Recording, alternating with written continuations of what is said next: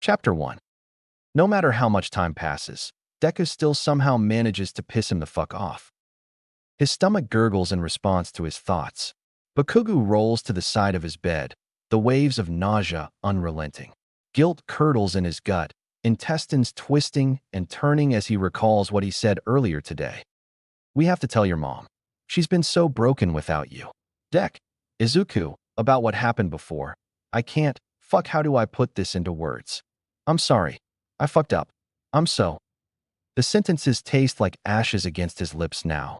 Despite everything, the boy left with the warped bastard, his last words ringing in Bakugu's ears like a stupid-ass pop song. Never-ending, repetitive, only reminding him of his failures. Kakin, the nickname he long thought dead and buried, has been resurrected. He isn't sure how to feel about that, about any of this really. He grits his teeth until he could no longer restrain himself. A loud bang resonates as his fist smashes into the wall. Anger, sadness, and other feelings he can't quite explain filter through. The nitroglycerin sparks and smokes in his hand, fizzling out seconds later. The charred, cracked imprint of his anger matches the others along his bedside wall. It is, as his dumbass middle school art teacher would say, a collage to his emotional state. His shoulders slump forward. He hates it. Hates how weak he is that he couldn't save the pathetic idiot from sacrificing himself not once, but twice. Hates how the shame of his actions over the past few years cling to his self-esteem, that no matter how many successes he has, getting into UA, getting to the highest score in his class, they pale in comparison to the shitty things he's done to Deku. Hates how despite apologizing, he doesn't feel any different. If anything, he's worse, because now that fucking dipshit was alive, and how is he going to explain this to anyone? He's the only one who heard the fool speak. Just his luck. He releases a long sigh. The whispers of his former middle school classmates echo through his mind. He presses both palms to his ears, trying to will the bullshit away. It doesn't work. It never does.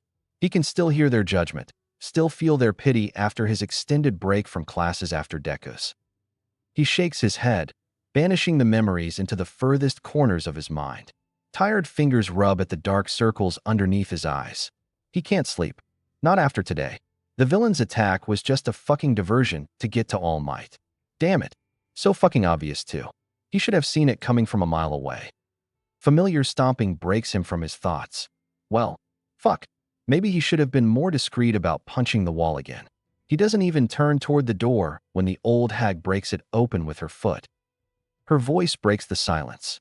"What the hell is wrong with you, brat?" "Fuck off, old hag," he grumbles, waving his hand at her to leave him to his thoughts. Except she didn't. Instead, she leans over his bed, putting herself in his personal space, just like she always does. "Seriously, is everything okay up here?" Her lips pull back into a disapproving frown. "Do I need to call in another therapist?" He flinches at the mention of the T word, but hides it with a dark scowl. "Not unless you want it ending like all the other ones. Get out of my room." Something softens in her gaze. She places a hand on his shoulder. "Do you want to talk about today? Your father and I were really worried about you."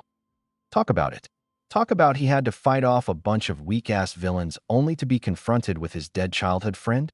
Yeah, Katsuki Bakugu didn't do talks.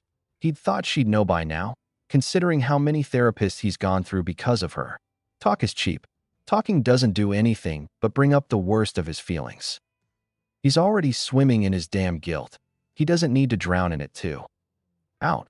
He grounds out through clenched teeth. "Kid." He's more forceful this time, pushing her back as he screams in her face. "Out." He hates how he hears her shuffle away, back downstairs to share in whispery gossip with his old man. It's the same old song and dance since he holed himself up in his room last spring for a month, and he's sick of it. She couldn't understand.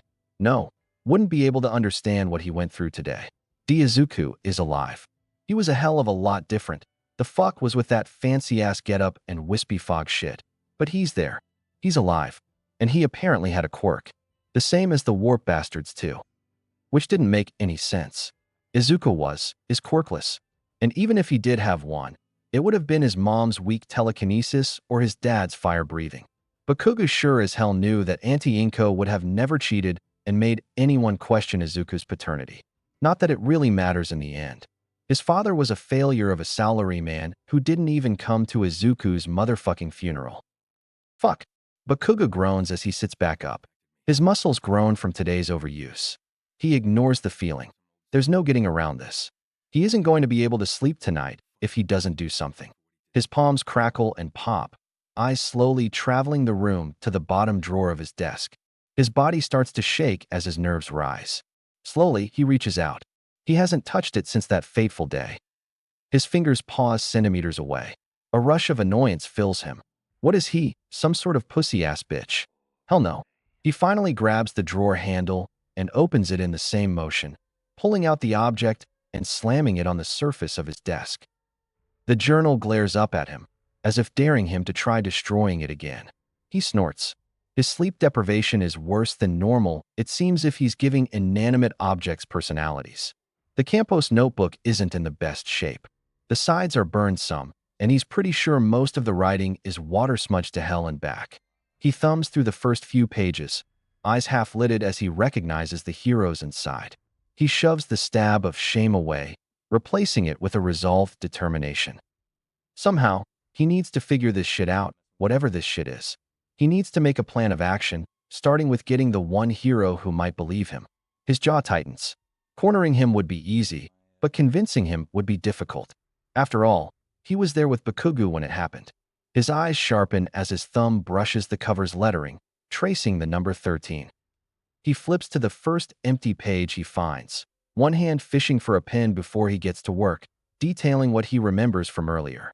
It's messy and he screws up and has to go back and scratch out the parts he fucks up, but it's something. He has a goal now. And there's no way he's going to fuck this up a second time. It is inevitable when he returns. Izuku doesn't run when Kurogiri brings him back to the doctor. He doesn't try to escape when he's placed back in the room, back in the place that destroyed and rebuilt him molecule by molecule. What was once a blank canvas was now dyed with color, layers, and depths of remembrance. He's not just Kuro. He's more. Or he was. There was now a duality between the person he used to be and the person he is now. Confusion doesn't even begin to cover his mental state. He suspects. No, he knows meeting Kaken again did something to his mind, but he cannot dwell on it for long. He shivers when they strap him back to the bed once more. He faintly remembers the first time he awoke as the doctor hooks him up to a bag of dark fluid.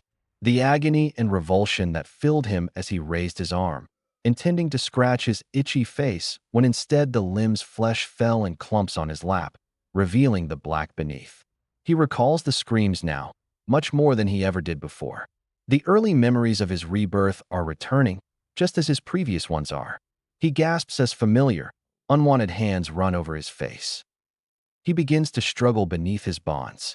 The doctor whispers little sounds as to calm him, running a hand through his wisp-like hair. Izuku wants to slap the hand away. His touch makes the teen want to vomit, intruding and uninvited in its sick display of affection. He knows now what the man truly is.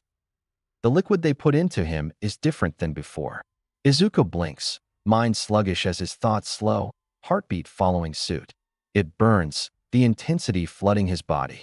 He releases a small whine, the doctor shushing him as he is wheeled off to a new place. He's scared.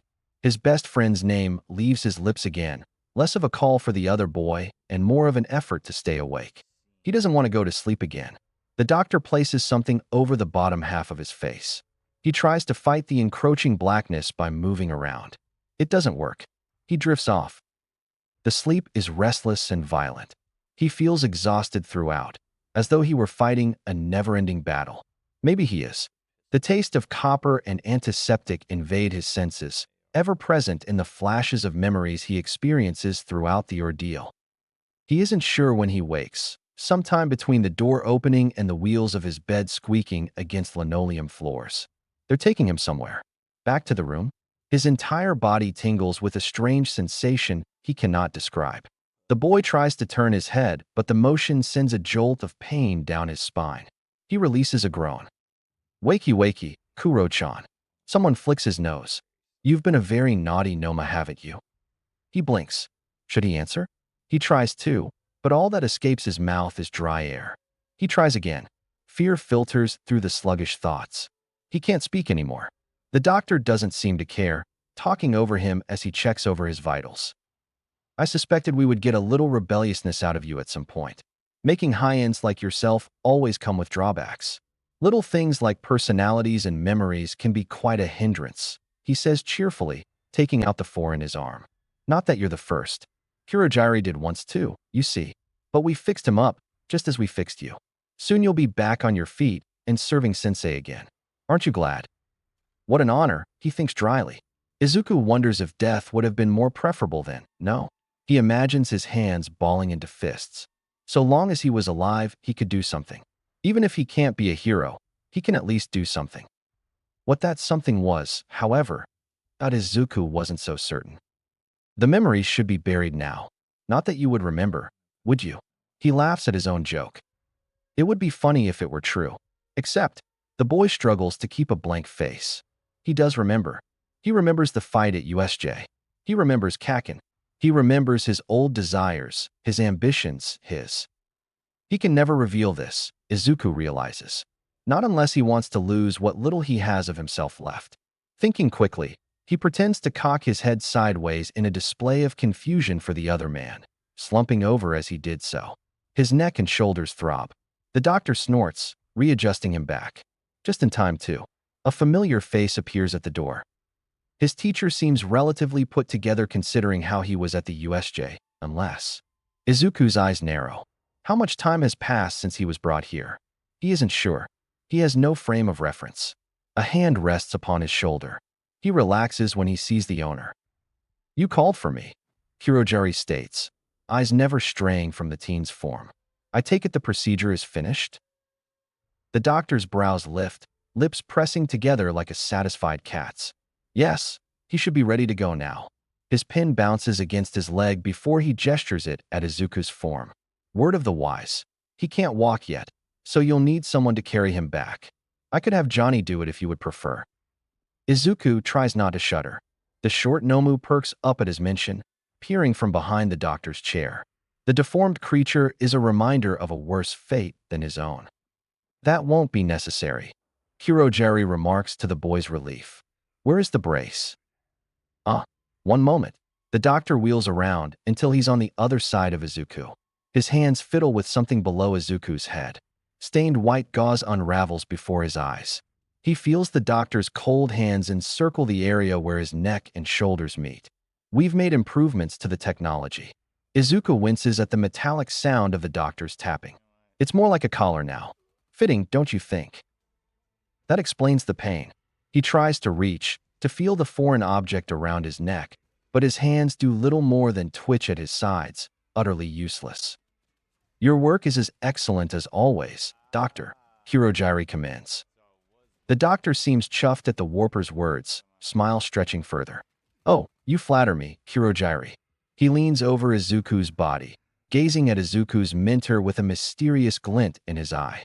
You're free to take him and go, unless you both want to spend the night. Thank you for the offer, but I'm afraid I will have to decline, he answers politely, if a bit clipped. Izuku's body relaxes. Oh, thank goodness. A short whistle escapes the doctor's mouth. His lips pull down into a mockery of sadness. Such a pity. I was hoping to run a few more tests. Next time then. One arm comes behind his back, while the other travels behind his legs. Kurogiri lifts him effortlessly from the small bed as a warp gate forms behind him. Have a good night, Doctor, is all he says before they disappear into the portal. The air inside the bar is still when they return. Wooden planks creak beneath their combined weight. Izuku shifts his neck to look at the clock. Bad idea.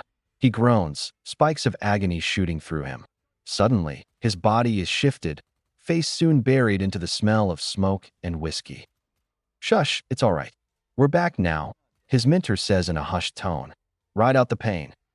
Izuku closes his eyes, head resting against the other's chest. The rising and falling of the man's chest soothes him. He focuses on the rhythm over the pain, matching his own harsh breathing. Minutes go by before the pain lessens into a more manageable ache. He startles when he's gently deposited on the bed, causing another round of painful jolts. A large, cool hand rubs circles into his back. Izuku leans into it. The face of his mentor stares down at him. He isn't. sure what to think of Kurogiri after all this. The man is mysterious, warm one moment and cold the next. It's no lie that he's relied on the Warper more than once in this place. He was everything Kuro strived to be, the only caring member in the league that he could come to with his problems. Now, Izuku saw the man in a new light. Another dog in the small kennel the league handcrafted. How long has he been here? Longer than Izuku has at the very least. Considering Shigaraki's age and their close relationship, Izuku thinks it could be around a decade, perhaps more. Izuku is lucky, he thinks. He can remember some of who he was before. Not much just yet, but enough to form a basis. He wants to ask his mentor the same, but common sense holds him back. Even if Kurogiri cares for him, he would never be on Izuku's side. Though they are allies in circumstance, they were not so in goals. It is a bitter pill to swallow, especially with how the man is looking at him right now, as if Izuku's well-being matters to him. There is a familial fondness there, more than Izuku ever received from his own father. It is no wonder his amnesia self was so drawn to the older Warper. It is no wonder he feels the same way now. Izuku swallows as the rhythmic circles stop. Gently, the man sits across from him on the only seat Izuku had, a small stool he's procured from the bar. It had once been one of the taller ones at the bar, but Shigaraki broke one of its legs in half, and, well, it fit in the boys' room well enough now that he chiseled down the other legs. The older Warper crosses his legs, posture tall and imposing, but still emitting concern in its slight lean towards him. A soft, defeated sigh leaves his lips as he remarks, "I expected this to happen at some point." Izuku slowly blinks. He wishes he could speak again. Or write. His limbs aren't as immobile anymore, though. His hands inch upwards, trying to lock onto the new object around his neck. Kurogiri is faster. The man captures the teen's wayward hands, pressing them back to his sides. "Enough. Don't scratch at it," he gently scolds. "You'll get used to it. Think of it as an extra pair of clothing." He lets out a weak huff at the comment, not believing it for a moment. "You need to let it heal." His eyes narrow. "But you're not going to do that if I leave, are you?" Izuku tries his best to look innocent. The man is difficult to fool sadly. He pulls his chair closer, leaning forward as he rests his elbows on his knees. Izuku calms as familiar fingers stroke his hair. In the calmness, he begins to think. About Kurogiri, about himself, about his future. It's not much, but it's a start. His eyes travel down to his own dark hands, bits of green and black wisp rising from them. Izuku Midoriya didn't have hands like that, he thinks despondently. Sadness grows in his chest. He can't go back home. He doesn't even look like himself anymore. So what's next? Kurogiri stops, stroking his hair, fingers forming a triangle before interlocking each other. Only his molten gaze remains. "How about I tell you another story, little shadow? Would you like that?" He wishes he could answer for real. Instead, he settles for a slight grunt. There's nothing else he can do right now. Thinking about the future could wait. His eyes begin to close as the older Warper begins. He's thankful when Kurogiri's low voice lulls him into a better slumber than his last. His memory of the past could not be revealed so long as he lived here. His mouth draws into a thin line as he inwardly forms a new resolve. It's not much, not yet, but it's enough for now. Even if Izuku is technically dead, Kuro lives on. Kuro can do something. And that would have to be enough for now. Chapter 2. It isn't every day Izuku receives a mission. He's never been given one specifically for him before, that is, one that didn't involve tagging along with someone. In the past, he's transported materials, disposed of suspicious bags, and helped restock the bar, but errands didn't really count in his mind. During the battle at USJ, he was brought along out of possible usefulness.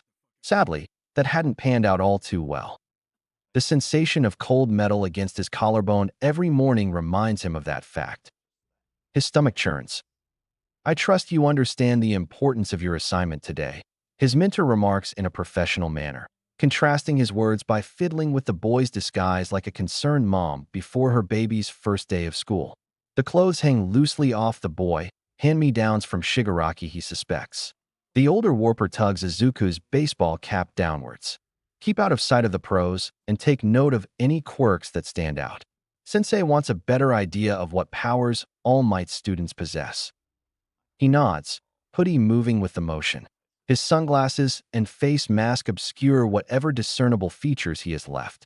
The long sleeves, gloves, and pants are plain and unassuming. With the fake UA backpack, he could easily fit in with the crowds of people for the event. He looks like a stalker, Shigaraki states flatly, eyeing the teen from behind his portable game. Though his posture is relaxed, there is a stiffness in his shoulders, body still wounded from their last outing.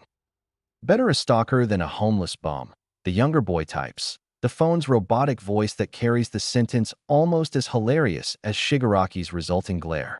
He's glad the other cannot get up fast enough to dust him, even though he knows the other will not forget this slight. Shigaraki never does. Play nice, children, Kurogiri chides. Don't know why you're sending him out when we can watch the tournament from here, Shigaraki grumbles. Izuku keeps his eyes facing forward. Shigaraki might not know what this was about, but Izuku certainly does. Kurogiri is testing him. In order to regain the league trust, he needed to complete this mission. The warper tilts his head toward the other boy with a look Izuku could only describe as pure exasperation. I trust Sensei's decisions on this matter. As should you. A moment of silence passes between them. Izuku swallows, throat dry as Kurogiri stares at the television on the counter. The noise of sports festivals crowds overwhelm anything the announcer is saying, which is surprising given which hero it is. People must be really excited this year. Suddenly, streams of light from the older warper's eyes lengthen and brighten as his focus returns to Izuku's form. Remember my words, Kuro. Sensei must always be obeyed. Stick to your mission. Observe and analyze their weak points. Report back once you've finished. Understood. The teen's eyes narrow at the message. Something stirs inside his chest. He feels off somehow, though he couldn't fathom why. The sensation increases. His fingers twitch nervously. The collar around his neck starts to tingle. What's happening? Why is? Familiar coldness crawls out of the dark corners of his mind. Izuku's breathing picks up as they spill across his senses. He blinks, body shuddering as something foreign takes hold. It circles around his neck, forcing his focus to the command. Sensei must always be obeyed. His breathing slows. He's not sure why. Something is wrong, but he cannot place it. Not that it matters. Kuro supposes his mission comes first. He almost reaches for his neck, but holds back. His head throbs, a warning. He's not allowed to touch that. Instead, Kuro decides to sling the backpack over his shoulder. His fingers dig into the material, trying to stem the floaty feeling within him, as if his mind were about to fly off if he lets go, like a kite on a windy day. Kurogiri's directions echo in his subconscious. His mentor passes him the coordinates. Once he has mentally mapped out the area, he lifts his right hand. The warp's pull begins at his core, tightening as the air in front of him distorts. He yanks the portal open. Best of luck, Kurogiri waves, returning to his position behind the bar. Break a leg, Shigaraki adds dryly, raising his drink with a sinister grin. Kuro shakes his head obediently as he steps through the portal. It isn't until after it closes that he realizes what just happened. The stadium restrooms of UA's sports festival are much nicer than the league's, he notes as he sits atop one of the toilets, trying not to freak out. He struggles to keep his fingers solid, the digits disappearing and reappearing to the rhythm of his frantic heartbeat. He's not sure he'll ever get used to the weird things his body does. Fortunately, the tournament portion that he's here to observe doesn't start for another few minutes. Unfortunately, unless he can reform himself, he's not going to be of much use. The moment he arrived in the stadium, he noticed that something strange had just happened to his mind, making it almost impossible to do anything but listen. Kurogiri's words. Was it some sort of mind control? Focus, he urges himself, foot tapping against the ground as he tries to return to his center. It isn't easy. The fact that he can be so easily controlled is unsettling to say the least. He always followed it blindly before because he didn't know any better, but now. The urge is different, stronger. The collar must be connected somehow. A mind control device, perhaps? The doctor did say something about it fixing him. He shudders. His thoughts wander to the one on his mentor's neck. Is that how they control him? He digs his hands into the collar to no avail. It won't come off. Despair slithers through his veins. Whatever happened back there sent him back to being Kuro again. Nausea rolls around in his stomach as he connects the dots. His fingers find no give underneath the metal plates. It's as if the material is glued to his flesh. He sighs. Great. Another thing he needs to worry about. He can't go to the heroes like this. So long as he was under the League of Villains' control, he was dangerous. A shiver runs down his spine. What if they forced him to hurt someone? It's only a matter of time, he realizes, before he would have to do even worse. Izuku slumps forward with a deep sigh. So what does he do then? The young warper ducks his head, feeling powerless to the challenge ahead of him. All his life he's been quirkless. Useless. He grabs his hair. The soft wisps float against his ever-changing hands, reminding him of how different he is now. Wait. His eyes widen. True, he had been quirkless, but not anymore. Whatever the doctor did to his body gave him a similar body and appearance to his mentor. His old features were gone. Other than his voice, he didn't look much like his old self at all. The Izuku that previously existed was gone. He died trying to save Kaken. His eyes thin into slits as the wheels began to turn in his head. The small resolution he made after his reawakening flashes through his mind. So long as he kept the charade up of being the amnesiac Kuro, then he could continue to keep watch over the League, at least until. His brows cross. Until what? He's saved? He doesn't know why he's doing this. Is it for Kaken? His nose scrunches up at the thought. He's not sure what to think of his old childhood friend turned bully turned potential ally? Or something. He appears to have changed, given how he acted towards him when he discovered his identity. He's also the only person the young warper can currently remember outside of the snippets of memories surrounding his own identity. He releases a deep sigh, head tilting backward. If only he could get in contact with the boy. The image of Sensei sparks in his mind. His blood runs cold in remembrance. He shakes his head. No, it's too dangerous. Kaken would most definitely be killed if he talked to him now. Izuku's already in hot water as it is. One false step, and he could get them both killed. Slowly, he encloses his hands together as he formulates a plan. First and foremost, he has to regain the League's trust in him. Before that, however, he needs to get a hold of himself. His head shifts to the side, eyes closing as he concentrates on reforming his fingers. He pushes his newfound scattered memories to the back of his mind. Slowly, he breathes, mentally forming a small door to place that part of himself away, at least for now. Izuku is there. He's not going away anytime soon, but he couldn't allow the emotions related to his past to sway him so soon. His digits twitch. He forms a fist, flexing out the newly formed hand. His eyes reopen. He is Kuro now. A loud knock startles him out of his thoughts. He hurriedly opens the door, peeking out. Heterochromatic eyes glare back at him.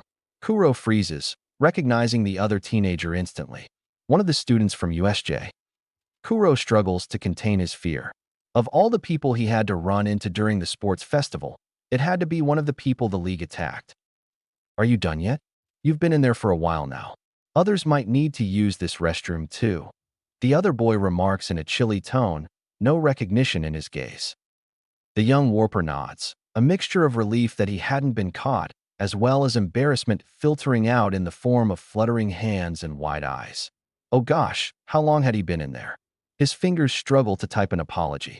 The other teen doesn't seem to care, washing his face and hair in the sink before stepping out, unperturbed by Kuro's presence. In fact, he takes a step closer to the boy, mouth drawn into a thin line. Haven't I seen you somewhere before? He asks. It is one of the few times Kuro is glad he doesn't have normal features, for surely the other teen would have seen his face grow ashen in response. He tries to think up a response, but the other boy comes to an answer for him. You must be one of the general department kids, right? His brows rise slightly, though the rest of his expression remains static. I thought you looked familiar. What are you doing down here? Spectator restrooms are on the upper level. That explains why the area is so empty. The shorter teen inwardly kicks himself at how easily he could have been captured. Thinking fast, he admits truthfully through his phone, I got lost, and I can't speak so. Oh, is all the other boy states, glancing down at the other's phone as awareness dawns. His fingers drum the back of his cell. Actually, now that he thinks about it, maybe he could use this. Can you help me? Kuro texts. A look of uncertainty flashes across his features. I really don't. Shouldo. A deep voice bellows. Kuro nearly flinches at the intensity and anger behind it. Where are you? We need to talk. See any reason not to help. Let's go. The other finishes, leading the other in a fast walk down the opposite end of the hallway. The brightly painted walls give way to more neutral colors as they pass. Kuro knows the layout of the stadium, but seeing it is quite different. The area is more spacious than he presumed, with long corridors and tall ceilings. He wonders if it's to accommodate Quirk users with taller than average bodies or merely decoration. How many people could they fit down here? As they put distance between them and the angry voice, the other boy's shoulders seem to sag. His curiosity can only be withheld for so long. Finally, he texts, "Are you Shouldo?" The taller boy blinks, as if suddenly remembering Kuro was with him. After an awkward pause, he answers, "Yes, I forgot to introduce myself. My full name is Shouldo Todoroki." He releases a tired sigh, then states bluntly, "My apologies, but I used you to avoid my father. I didn't actually intend to help you originally." "It's okay. I understand. I've been there myself," Kuro admits. There is a small change in the boy's guarded expression. "You have issues with your father as well?" Kuro pauses, thinking over the statement before nodding. It's not technically a lie when he says, "Of a sort. My father wants me to observe the games and detail what I see during them. I love analyzing quirks, but you don't like being forced to do it," Todoroki answers, eyes alight with empathy, "or as much as they can be." The boy doesn't seem to emote as much as Kaken did. Sounds like we're in the same boat. A troubling thought came to Kuro. Are you being forced to fight, Todoroki? You can drop out of the games if you want. He shook his head, a fierce glint in his eyes as he raised a fist. No, I want to win, but I want to win on my own terms, without my father's quirk. There is something in the statement that throws Kuro. He's uncertain of whether it's the bitterness or the falsity of the words themselves. But everyone has their own specific quirk, Kuro writes. So how can you have your father's then? He pauses, brows crossing as if contemplating what to say before answering. It's not completely the same. My quirk is called half hot, half cold. I can create fire with one side and ice with the other. But I won't use my fire. His balled fist tightens. That's his power, not mine. And I refuse to let that man win. Kuro can't help placing his index and thumb beneath his chin. There's a lot he doesn't know about the other teen. He recalls seeing him at USJ, but he hadn't been around long enough to see the boy's abilities, merely noting the dual-colored hair and scar as standout features. To hear about the quirk itself is incredible. There's a giddiness, a desire to pick apart the power and find out its secrets, but he holds back. There is something more important to comment on. He texts the next words carefully. Pardon me, Todoroki, may I be blunt with you? The shift in demeanor is instantaneous. The shielded look returns in full force. That depends on what you have to say. His digits tap against the keyboard as fast as he could will them. Your power is incredibly unique. I've never seen anything like it before. I'm curious as to whether it relates to being a homeostasis mechanism where each side balances the other out. Or perhaps it's something along the lines of being a chimera where two eggs merged into one during the gestation process, or, sorry, I'm going off on a tangent. What I'm trying to say is, your quirk is your own. Genetics may play a component in how quirks form, but in the end that power is yours, not his. He stresses the last part with bold letters, sticking the phone in the other's face so that he couldn't look away. He watches Todoroki scan the text, eyes widening at his words for a moment before schooling themselves behind a controlled mask. Kuro inwardly sighs. Even if it's not today, he hopes the boy learns to accept his quirk.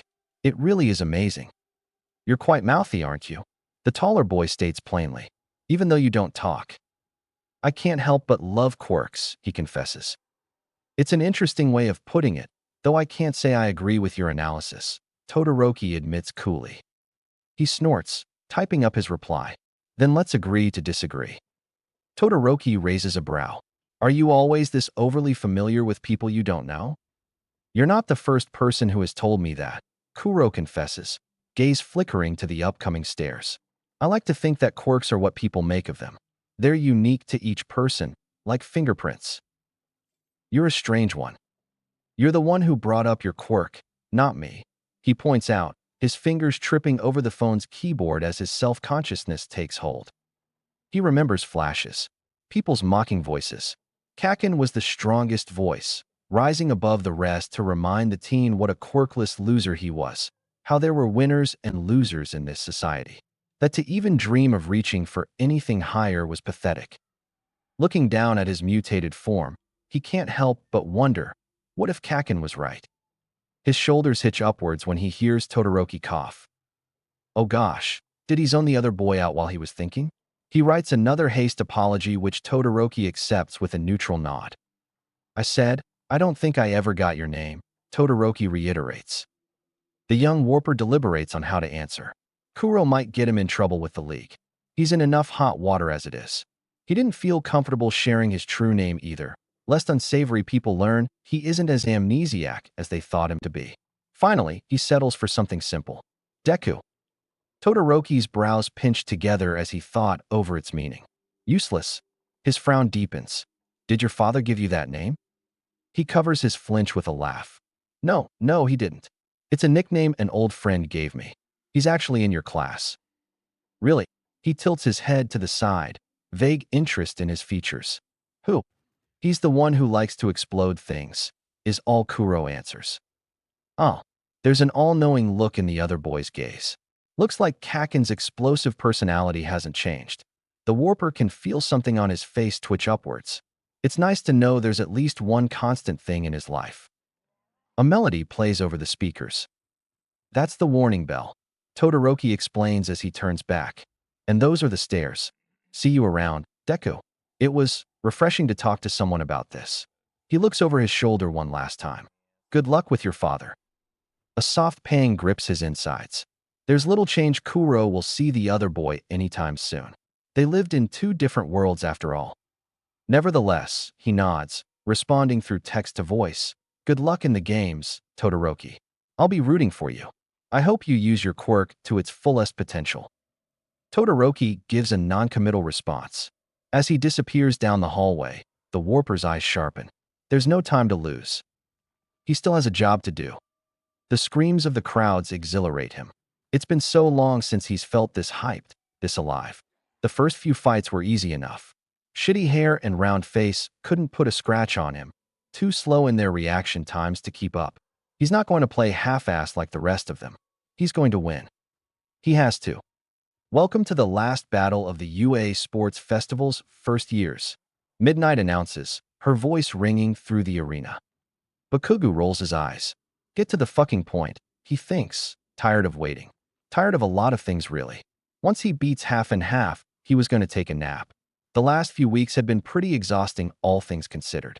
Between training for the tournament and searching for clues as to Izuku's whereabouts. The rated R hero waves her hand to the opposite side, the audience's volume increasing as she did. From the hero course, Shudo Todoroki versus. The sounds grew louder. Bakugu rubs his ears in annoyance. Too loud.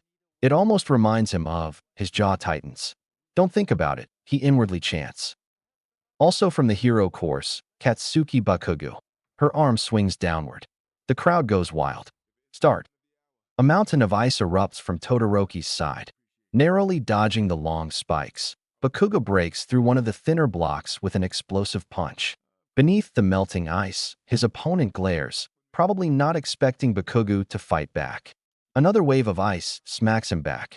He rolls, ignoring the pain as he rights himself. Just in time, too. The edge of the arena is only half a meter away. But that's not going to deter him. Bakugo cracks his knuckles, attention focused on the boy in front of him. Fuck, you just give no openings, do you? He can't afford to play around like he did with the others. As much as he hates to admit it, Todoroki's quirk is more powerful than his. But only if he uses it correctly. That little fact made the explosive boy less than pleased. Others would have used their powers to the fullest if they had even a modicum of the half-and-half bastard's power. It burns, knowing that the other boy doesn't even see Bakugo as worthy of fighting him at full power. He sure as hell hadn't during the battle trials, destroying Bakugo and glasses in mere minutes with that ice power of his before thawing them out afterward, not even giving them a second look. His teeth clench together as he remembers that moment of weakness. Another wave of ice travels down the field. Bakugu is faster, however, exploding off the ground before making a fiery dive for his opponent. Todoroki tries to block with another ice wall, but Bakugo breaks it down with a well-aimed fist, showing that he's not some one-trick fucking pony like some people. He means business. You know, no matter how strong your quirk is, your precision is crap. Icy hot. He mocks. Don't underestimate me. I'm not Tape Boy. All he receives for his effort is a frosty glare. Bakugu returns the look with a fierce grin. He flexes his hands, sparks flying between his sweat-soaked fingers. Todoroki's ice might be a pain, but the bastard can only keep it up for so long.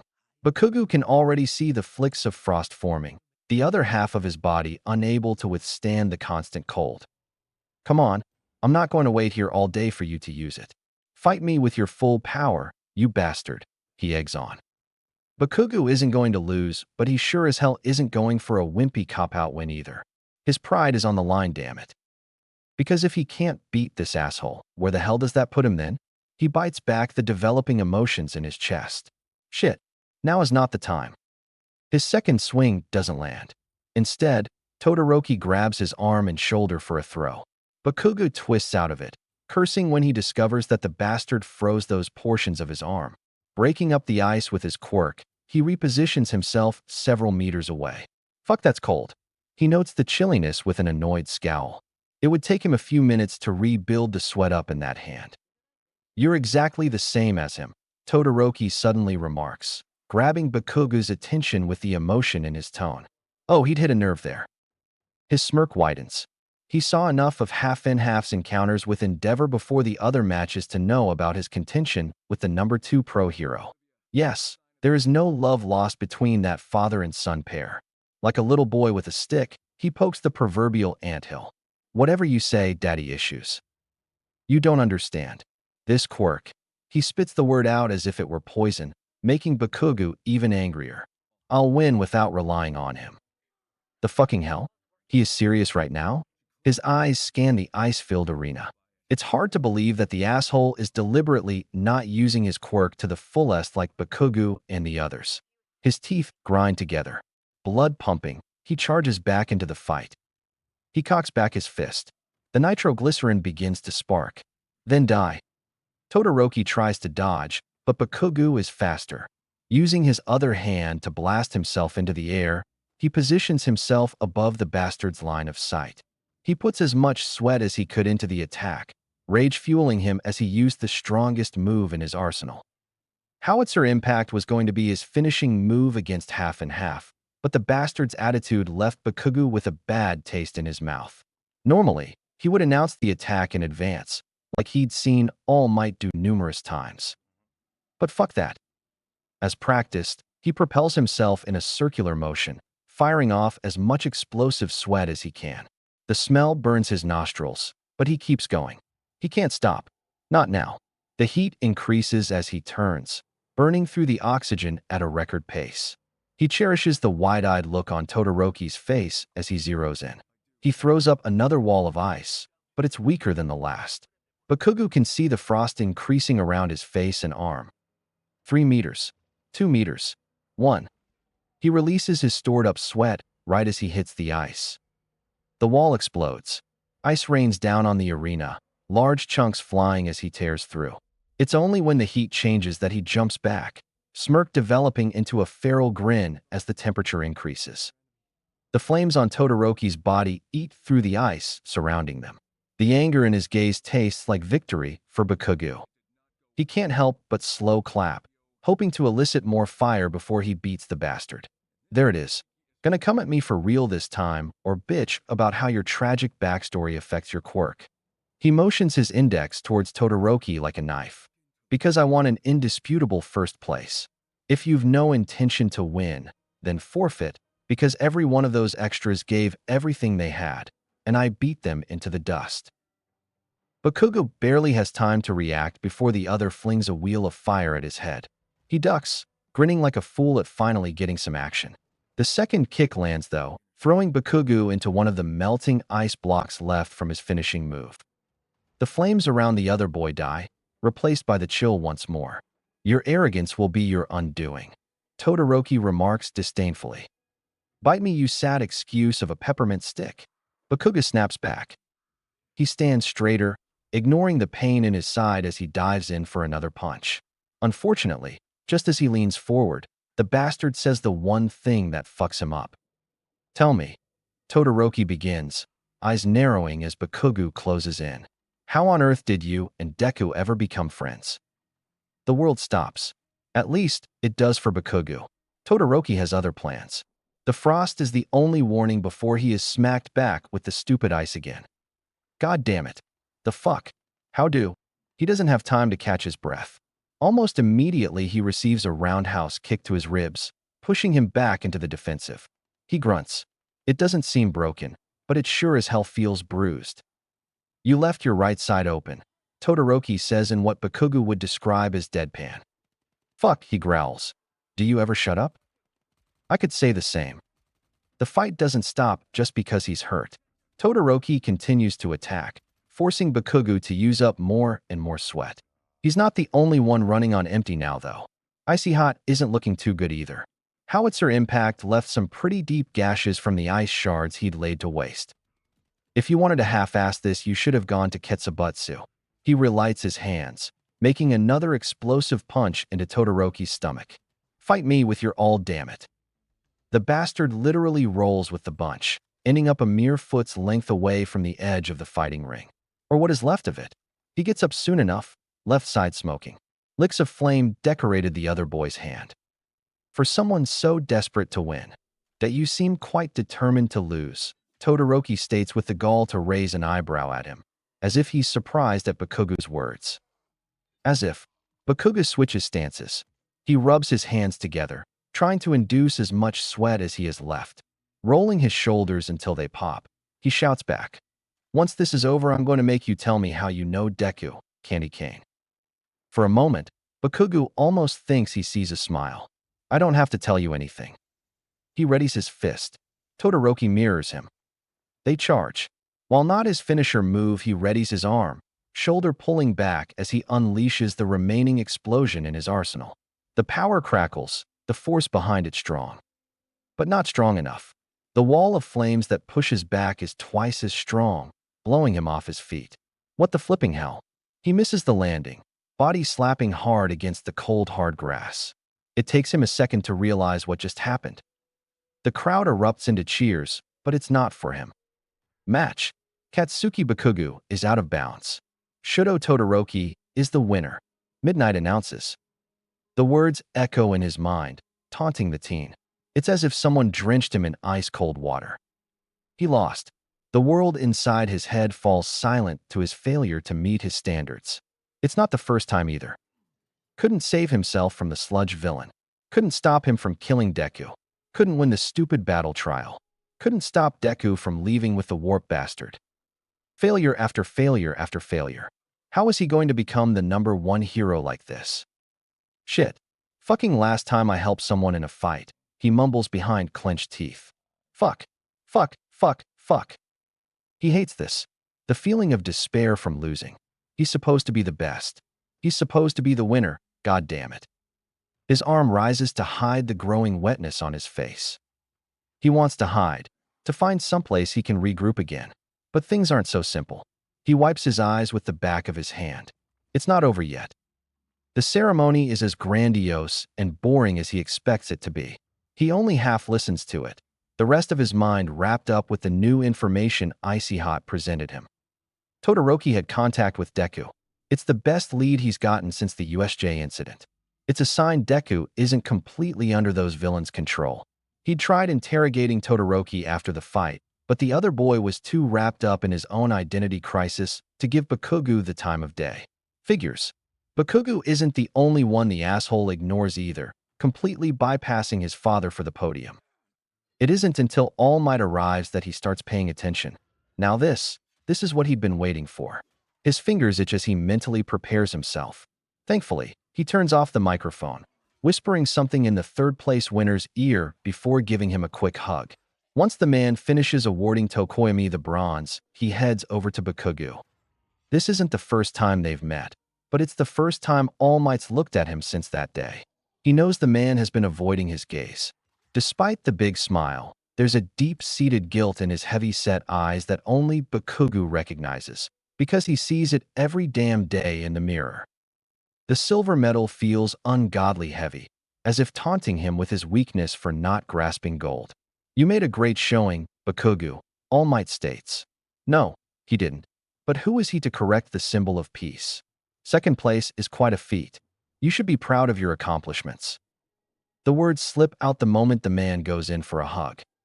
Deku, Izuku Midoriya is alive and being held captive by the assholes who attacked us at USJ.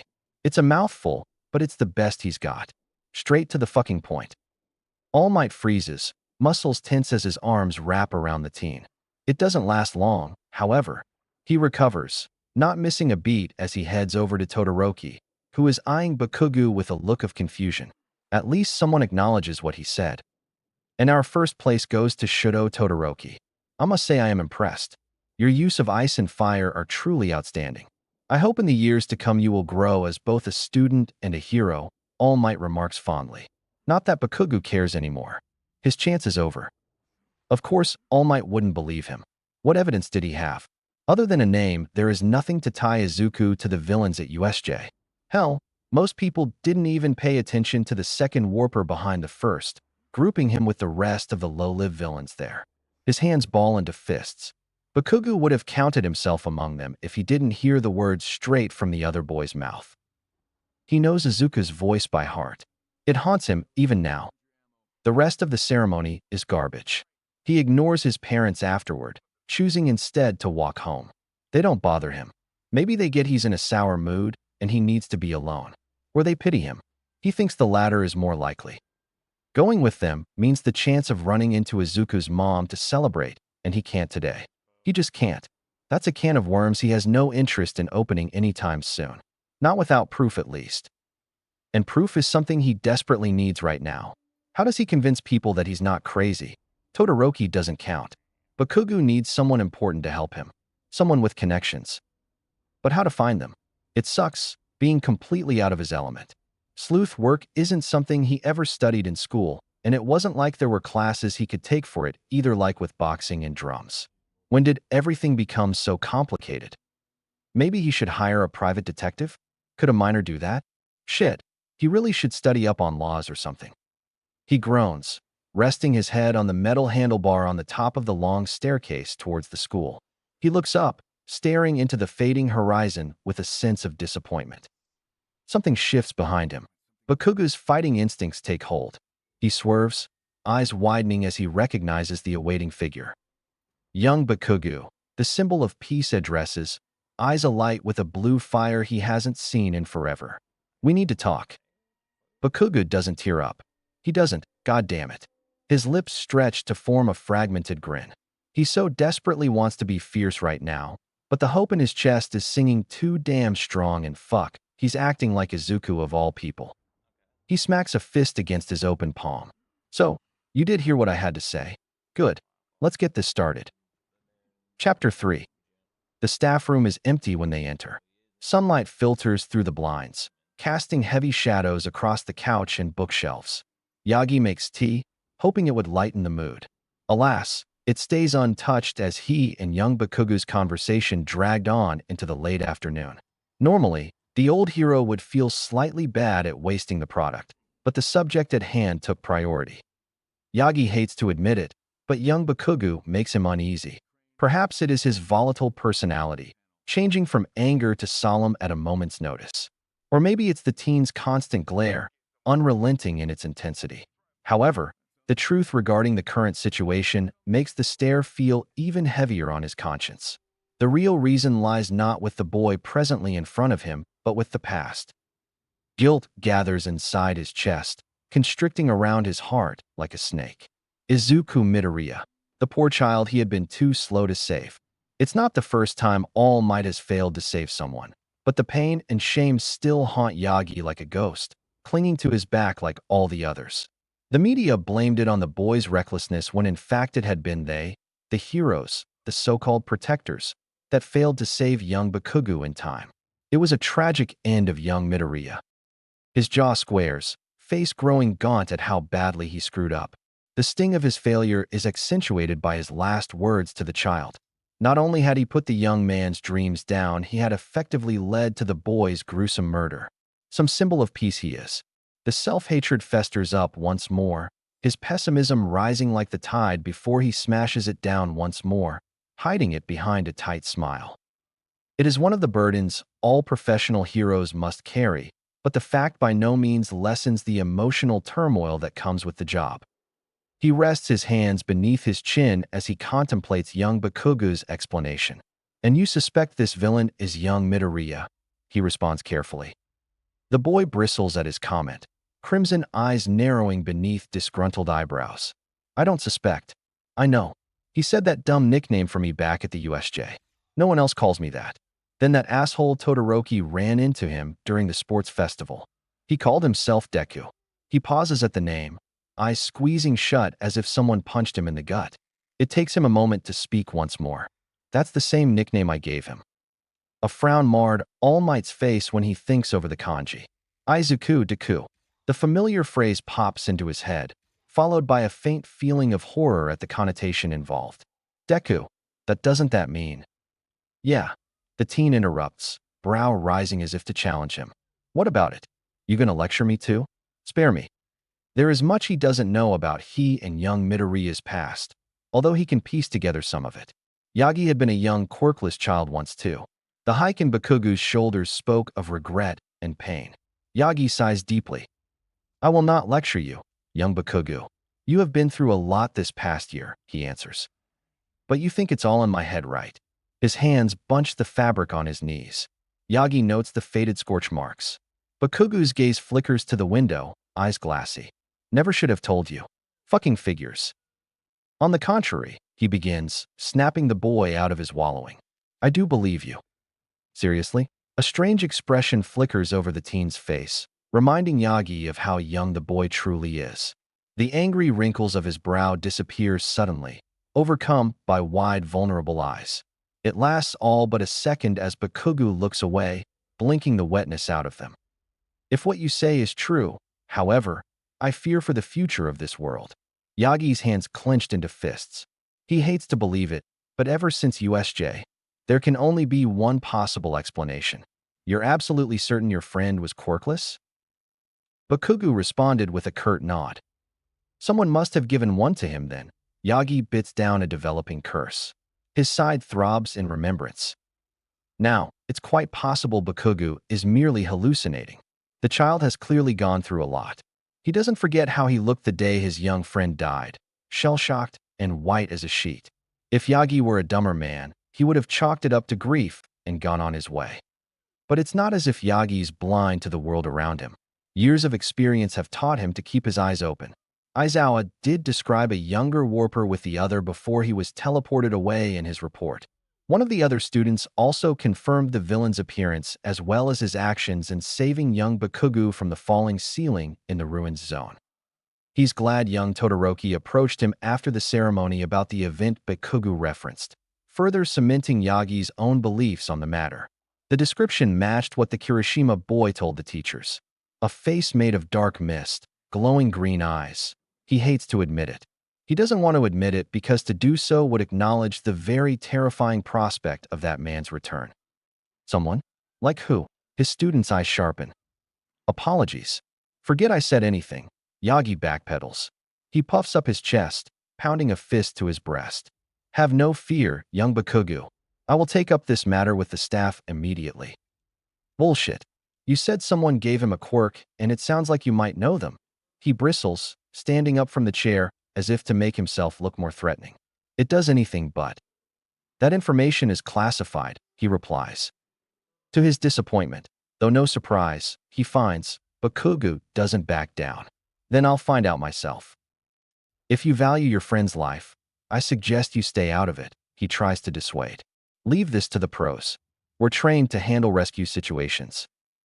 Inwardly, Yagi berates himself. He never should have said anything in the first place. The boy is too young to understand and too brash to be trusted with such information. "You can't stop me," he retorts. "Actually, I do believe I can," seeing as I am the teacher here, he responds, putting more force behind his words. A normal student might have balked at the threat. Sadly, Bakugu is anything but. The tea shatters, decorating the table with cold liquid and porcelain. Just as he is about to speak, Bakugu interrupts him, eyes blazing with an anger he knows all too well. Not a chance. You think I came here to be told to back down from saving that dumbass? He growls. You don't understand. The sound turning into a distressed whine.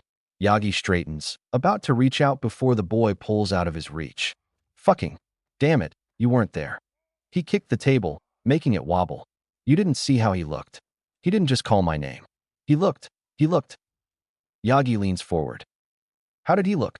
He asked softly. He looked like he wanted help. Some of the anger thawed from Bakugu's expression, leaving behind a rarely glimpsed misery. It's raw and uncomfortable, and Yagi wishes he could hug the child as he did a year ago, but Bakugu is too proud for that now. Instead, he settles for getting up off the chair and resting his hands on the boy's shoulders. I believe you, my boy, and I promise I'll alert the faculty of your findings as soon as possible. We will do whatever it takes to find him. He wants to promise he'll see his young friend again, but his history with kidnapping victims prevents him from saying so, especially those tied up with the villain he is thinking of. The hero inwardly sighs. They've got no idea what they're going up against. Yagi holds on to a sliver of hope that All for One is not back, that someone less horrifying is involved with what happened to young Midoriya. He tries to smile with all the charm he could muster. Truth be told, Yagi just doesn't know who is behind all this, and while that is a terrifying prospect, he wants to keep expectations low until he has a better plan. At least, that is what he tells himself. His mind travels back to the boy's family. His mother would need to be alerted at some point, perhaps when they had more evidence. How he would do so also remains a mystery. Bakugu nods before glaring upwards, a determined expression painted across his face. I still want to help. I know him better than you guys. That, Yagi thinks, is absolutely out of the question. He recalls the painful period of his youth, losing his mentor to the very monster who very likely stole Bakugu's friend. As much as he hated it at the time, Gran Torino was right to send him off to America. Putting the young man in front of him in harm's way made his stomach churn. You're a student, young Bakugu. I am not about to allow you to risk your life in this. Then make me your intern. That way, you can make sure it doesn't come to that, Bakugu says. I'm afraid that position is currently filled, Yagi answers, thinking of his new successor. Mirio is a fine young man, but he needed guidance with his new power. The headaches the boy spoke of made Yagi more than a little worried as well. One for All was incredibly powerful. Even the strongest of bodies could buckle under its weight. And if All for One really is still around, they would need to train even more than ever before. But that doesn't mean there aren't other pros who would be interested. You made a good showing at the festival. I'm certain you will receive many offers once you return to classes, he explains. I don't care about that. I want to be the best. His jaw clenches. I need to be the best. If not you. He pauses, the glare disappearing to be replaced with a distant, frosty look. Then I won't take anyone else. I'll spend that week looking for him. Yagi almost facepalms at the boy's remark. He isn't sure if young Bakugu is foolhardy or fully stupid. No, he realizes, both. He is both. You would risk your future career for such a reckless endeavor. If you failed really bad at something, wouldn't you try again and again until you got it right? You're supposed to be the fucking symbol of peace. He presses on. I keep losing and I fucking hate it. I'm not going to stand still again. He takes in Bakugu's defensive stance. There's no getting around this, Yagi thinks, lips forming a thin line. Young Bakugu is stubborn, even more so than Yagi had been at that age. In terms of internships, he needed someone who could handle him at his worst and kick him into the right sort of gear. Someone like, no, oh no. You are quite persistent, but I will not budge on the internship possibility, Yagi answers, the wheels moving in his head despite his wishes. Damn, he really shouldn't be thinking about this seriously. Tsh. Figures, the boy grabbing his bag as he began making his way toward the door. I'll do it myself then. Yagi's shoulders drop, thumb and index massaging the arch of his nose. He should let the boy down gently, but he couldn't abandon this child. Not now. Not again. The image repeats across his mind, just as vivid as the day itself. An ashen younger Bakugu, face highlighted with his friend's blood. It lay in stark contrast to young Midoriya, lying on the pavement, his features so calm and striking in death. He recalls the moment when the boy's mother arrived at the hospital to identify his body. Gods, the screams. Even now they echo in his mind. He will never forget that dreadful sound. Yagi shakes himself out of the memory, returning to the topic at hand. An idea forms in the back of his mind. It was crazy, yes, but given the student, it might just work. But I might know someone else who would be willing to take you on, he states. Bakuga stops midway out the door. Someone who trained me to be who I am today, he clarifies. His old mentor might not be the best fit or the best teacher, he thinks with a shudder, but it would certainly give the tumultuous teen some much-needed guidance. He turns fully, lips spreading outward into a confident grin. Someone who trained you? Must be ancient then. If I can secure you an internship with him, you must promise not to look for your friend. Leave it to me and the rest of us pros. Do we have a deal? He raises his hand, waiting for the boy to take it. I can't just sit and do nothing, Bakugu retorts with a lifted brow. I don't expect you to, but if you're correct in your assumptions, then we must be careful, he answers, hoping the boy takes his arrangement. One less potential death the better. I promise to keep you notified of when we find him. He represses the sigh of relief as the other takes his hand into his own, giving it a firm shake. Fine, Bakugu remarks, a hint of bullishness in his tone. But this guy better be fucking phenomenal. Yagi cannot help giving a full-body shudder. His lips pull back into a tight smile. Phenomenal is one word for him, yes. Aizawa didn't have to escort them to the station, but whatever. Everyone seemed pretty hyped except Glasses. Damn nerd ran into him twice. It didn't help that fucking Icy Hot kept eyeing him all the while either. Take a photo, bitch, it'll last longer. The train ride to his internship went smoothly at least. Didn't have to talk to anyone, just listen to his music. Even the walk up to the dude's place is uneventful. It's when he gets to said place that things take a weird-ass turn. There were few things that shocked Katsuki Bakugu. The seemingly unconscious grandpa bleeding all over the floor is a new one though. He accidentally drops the case holding his hero costume as he takes in the scene. His brows knit together as unpleasant memories resurface. Like the gentleman he is, he nudges the geezer with a foot, eyes scanning the perimeters for a possible intruder. The fuck? He ground out, leaning forward to get a better look at the victim. You dead, old man? Bakugu nearly jolts when the man sits up, blinking owlishly as if he hadn't been out cold on the floor moments earlier. I'm alive. He cocks his head to the side, a blank senile smile across his face. Who are you? Katsuki Bakugu. Oh hell no. Is this seriously supposed to be Gran Torino? Not much gran about him except his age, he notes bitterly. His lips pull into a scowl. Are you for real? The smile widens. Wiping off the blood. No, not blood, some sort of sauce or jam or some shit. He gets to his legs, leaning against his cane with a dopey shit-eating grin. I want to eat something. The teen glares. There are several things Bakugu could do in this situation. He could call adult services to let them know there is a mentally incapacitated senior citizen on the loose for one. Another option was to call All Might and ask if perhaps he had the wrong address, because the fuck was he thinking when he sent him to this place? Instead, however, the teen shakes his head, counting to 10 to keep from blowing the roof off this sad shithouse of a home. Okay, I'm out. I don't have time to play this shit. He turns back to the door, reaching down for his case. Shock fills his core when his hand meets air. Eyes widening. He looks around, landing on the old man now shuffling through his hero costume with a look of distaste. So flashy, he notes, the fake confused old man voice changing into something sharper. He glances up, the same smile across his features. Who did you say you were? He might have fooled him the first time, but Bakuga knows better now. A gleam of calculated playfulness crosses his saggy old features, confirming the boy's theory. Cut the crap, old-timer. I know you're acting, he growls.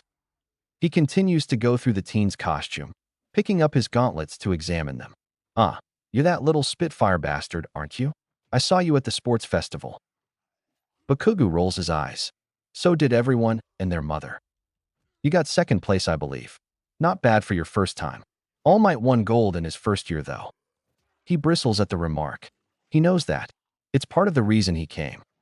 Wow, I never would have guessed the fucking symbol of peace got first, he retorts.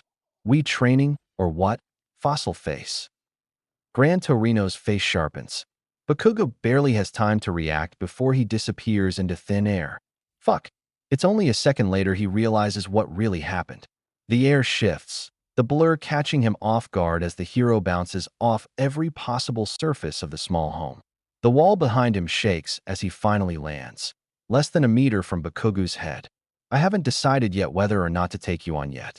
Toshinori claims you're a smart lad, if a little rough around the edges. His lips pull into a mockery of the innocent smile he used earlier. Tell me, why should I make you my intern?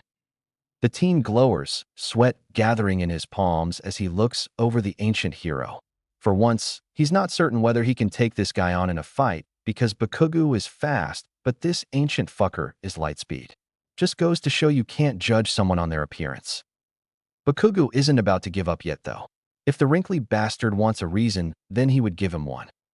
Because if you don't, then I'm going to go find that nerd. No matter what, he states in a matter-of-fact tone, emphasizing his resolute nature by crossing his arms. And you and All Might can't stop me. Another jump lands Gran Torino right in front of him, rubbing his chin as he remarks, "Ah, the younger warper." Bakugo cannot hide the surprise on his face, but it's quickly smoothed over with a look of indifference. Of course, All Might would tell his mentor. An idea forms in his mind. All Might said he thinks he knows who gave him those quirks. I think you know too. His throat grew thick as the air in the room shifted. Dark, flat eyes regard him with a cold, clinical interest like a predator with an unusual prey. Bakugo straightens his shoulders, meeting the gaze with a fiery look of his own. Gran Torino stabs at the air with his walking stick, narrowly missing the boy's face. And what are you going to do when you find that man?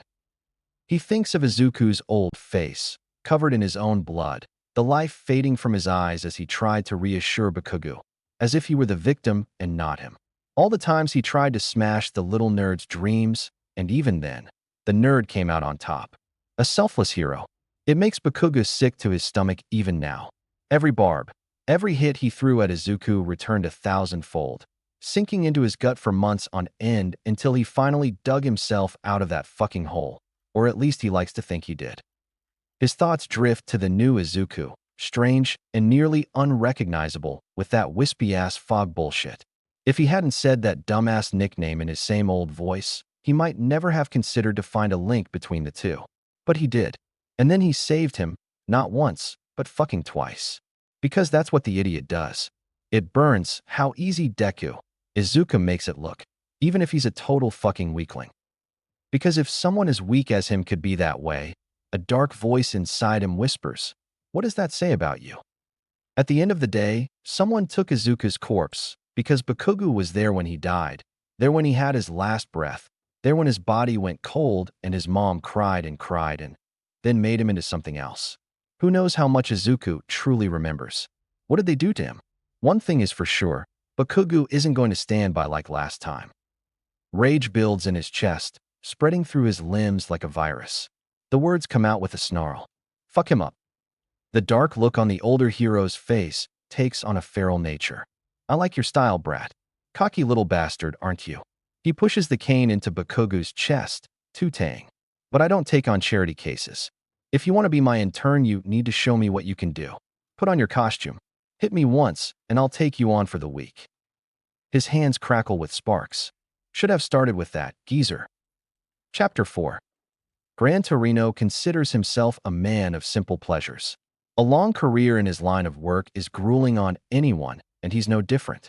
The weight of his mistakes is a constant, heavy burden indeed.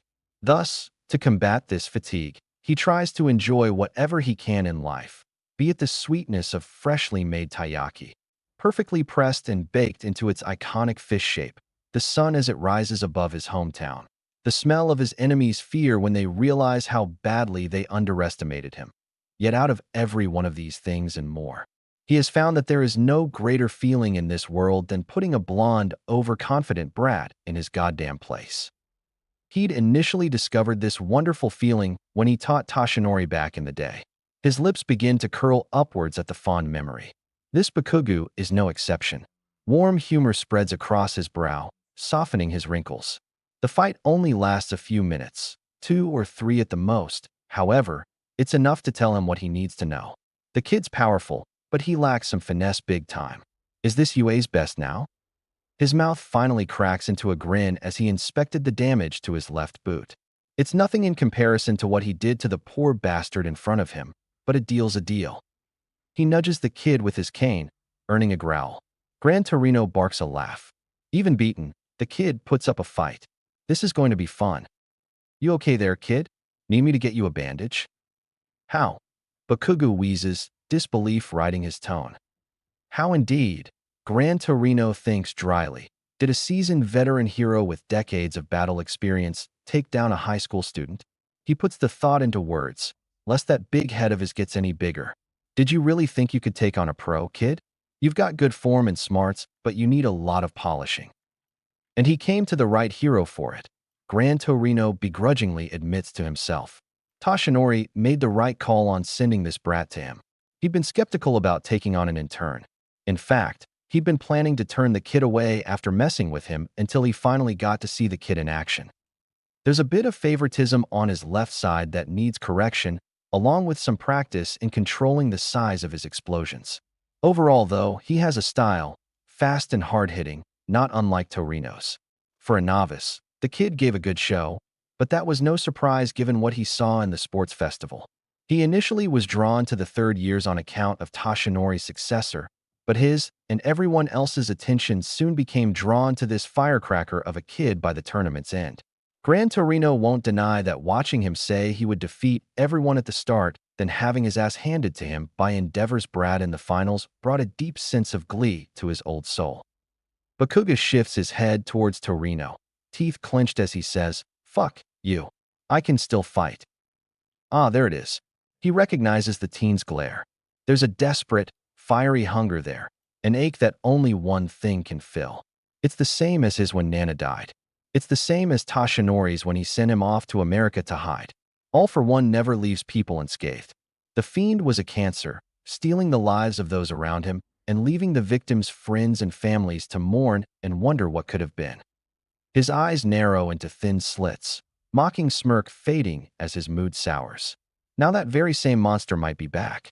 The fiery ball of rage in his gut he thought long extinguished had reignited the moment his old protege called him with the news, its intensity stronger than ever before. If what Toshinori said is true about the villain, then they didn't have much time to prepare. He wonders if Toshinori understands what he's done, giving this vengeance-seeking little bastard to him. Probably not, Gran Torino realizes. Well, if his former student can have a successor, then why can't he? He almost chuckles at the thought. Now that would be hilarious. He can almost imagine Toshinori's look of horror. And maybe an attitude adjustment, Gran Torino remarks, tapping the kid lightly across the chest with his stick. Bakugu coughs, spitting out what seemed to be blood. Don't let your fight at the USJ go to your head, brat. When it comes down to it, you're still a newbie. Fighting instinct is great, but you sorely lack in the critical thinking department. Too wild. He would need to be brought down to size, rebuilt, and properly trained. A week wouldn't be enough for that. He could make do, though. Teaching the fundamentals shouldn't be too hard. He had beaten it into Toshinori in his first week of school after all. I didn't come here to be roasted by some fucking old midget, the boy bites back. He smacks Bakugu's forehead with his cane. Not enough to bruise, but enough to earn him a grunt. Don't forget, this old midget kicked your ass. I'll speak to you as I damn well please. Placing the cane between both hands, he leans forward. If you want to save that friend of yours, then you've come to the right place. The boy snorts. Rolling to his side, he gets up on shaky legs. I don't need your help. I'll win and save him. Just you watch. Oh, you will. He can't help but taunt, twirling his walking stick like a baton. And yet you came to me. What? You trained All Might. He states bluntly. He motions for the boy to continue. And that's it. Decades of public service, hundreds of hours of saving civilians and heroes alike. And all the boy cares about is the short period of time he taught another blonde-haired brat. Typical. Years ago, he might have been affronted. Now, well into his twilight days, he merely scoffs, annoyed but unsurprised. The kid's not the first fool who had come to Torino under that reason, though he is the first he found himself willing to tolerate it. I tried looking you up, but Kugu continues, flexing his fingers as he gives the man a cautious look over, no longer so confident. You're a nobody, so how the hell are you so strong? I've no interest in fame and glory other heroes desire. I fight because I want to. He shifts his head to the side, brows rising as he takes in the teen. What do you desire, Bakugu? What's your conviction? He should have known the answer before it left the teen's smarting mouth. To kick your ass. Cute, but I want a real answer, he says tersely, no longer in the mood for this game of insult football they've been tossing about. Bakuga seems to have noticed the shift in Gran Torino's mood, because he immediately straightens his back as he replies, I want to be the best. I have to be the best. Why come here then? You could have easily secured an internship with one of the top 10, he comments in a bored manner, brushing past the child to pick up some fallen plates. His eyes linger on the smoking microwave, a victim of Bakugu's along with the table and chair. First thing on his agenda, teaching the boy how not to leave a mess every time he uses his quirk. Because I have to get stronger to be the best, the boy voices in a frustrated manner. So you need to get stronger quickly. I can understand that. He settles upon an undamaged stool, one leg crossing over another. Time waits for no man. Villains won't wait for you to hit your potential. Neither will your friend. He thrusts his cane back at the boy, the teen's eyes widening but not flinching. That still doesn't answer my question, however. The boy's nostrils flare. There's something in the back of his eyes Gran Torino can't quite place, a flicker of emotions that are quickly engulfed by the anger once more.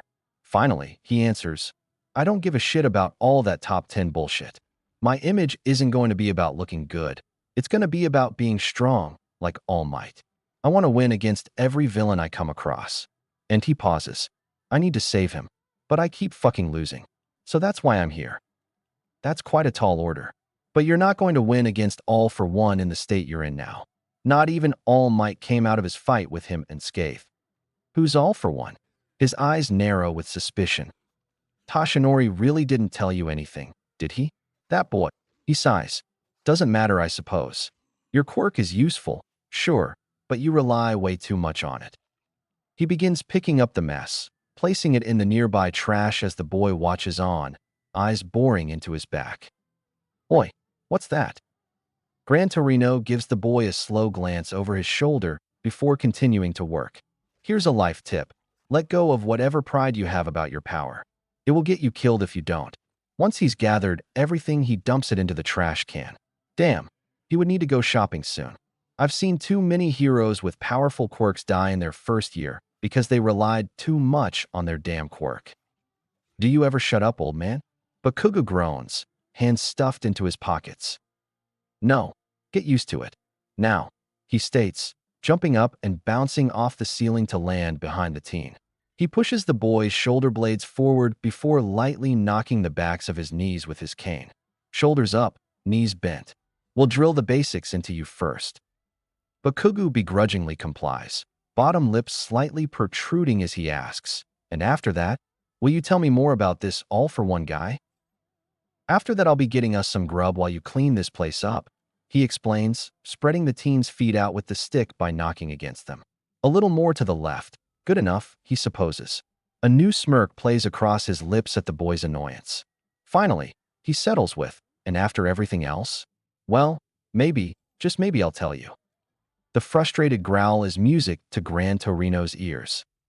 Kurogiri considers himself a faithful servant to his master. He has been under the man's care for more than a decade, obediently taking on whatever tasks the man assigned him. When All for One suggested the hero killer to Shigaraki as a potential ally, the Warper had no objections, trusting in his master's judgment. Shigaraki seemed to be in the same boat as he. As no sooner had the call ended did he order the Warper to bring the man in question to the premises. Getting the man here is an easy feat. It takes but one call to their informant Jiren to bring the man. Getting the man out of the bar, however, is not. Though he would never openly admit it, perhaps, just perhaps, Sensei may have erred in his suggestion. He knows Shigaraki is not yet up to par in his conversation skills as the average person, but the hero killer's reaction was more than excessive. The wound on his chest is evidence of that. His metal collar hits the back of the bar, clanging loudly against the wooden wall. The sharp smell of blood hits before the pain does. Glass shatters, liquor spilling across the bar top. He tries to reach out, to portal the dangerous man away from his charge, but finds his body unwilling to listen. In fact, other than his mouth, nothing seems to work. He bits back a curse as he tries to move to no avail. Instead, he is left shaking in place as Stain leans over Shigaraki, closing in on the other boy as he taunts him. Did you really think bringing me into your torn-down bar and giving me a little speech about your goals would make me want to be a part of your crumbling little league? How dare he? Kurogiri's eyes narrow, disgust evident. Stain doesn't seem to even care about the warper anymore, attention fully settled on Shigaraki. He flicks his tongue against his teeth, the muscle snaking about his mouth. You can't accomplish anything if you don't have the conviction and desire to fulfill your goals. Without those, you're just an aimless brat. Weak. He digs the knife deeper, earning a soft hiss from Shigaraki and an even darker look from Kurogiri. Achieving nothing. Acting like nothing but a petulant child with a grudge. That's how you got here. The warper doesn't need to look over Stain's shoulder to know Shigaraki's growing fury. The tension in the room thickens as the hero killer lords over his young master, the dim light casting heavy shadows across their forms. Hey, Shigaraki remarks with a half-lidded glare, the rest of his face calm and controlled in spite of the pain. Getting a little rough now, don't you think? Kurogiri, I think it's time you escorted this guy out. He's grateful the boy hasn't dusted anyone yet, though for once he would not mind him doing so to this piece of trash. Good to know USJ taught him something. His shoulders tremble as he tries to will himself once more. Alas, it is of no use. My apologies. It seems I'm under the hero killer's quirk. No matter how hard he tries, he cannot overcome the paralysis. Damn it, he should have known better. He shouldn't have assumed their home base would be a good meeting place for an unknown. This man wasn't the average thug after all. He racks his mind, going over his mistakes. They could have met the man in a bigger place, created some sort of distance so that if things went south, as they did here, then they would have easily portaled away. If only he had spoken up, said something.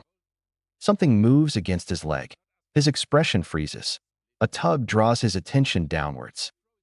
And downwards. A familiar hand waves back.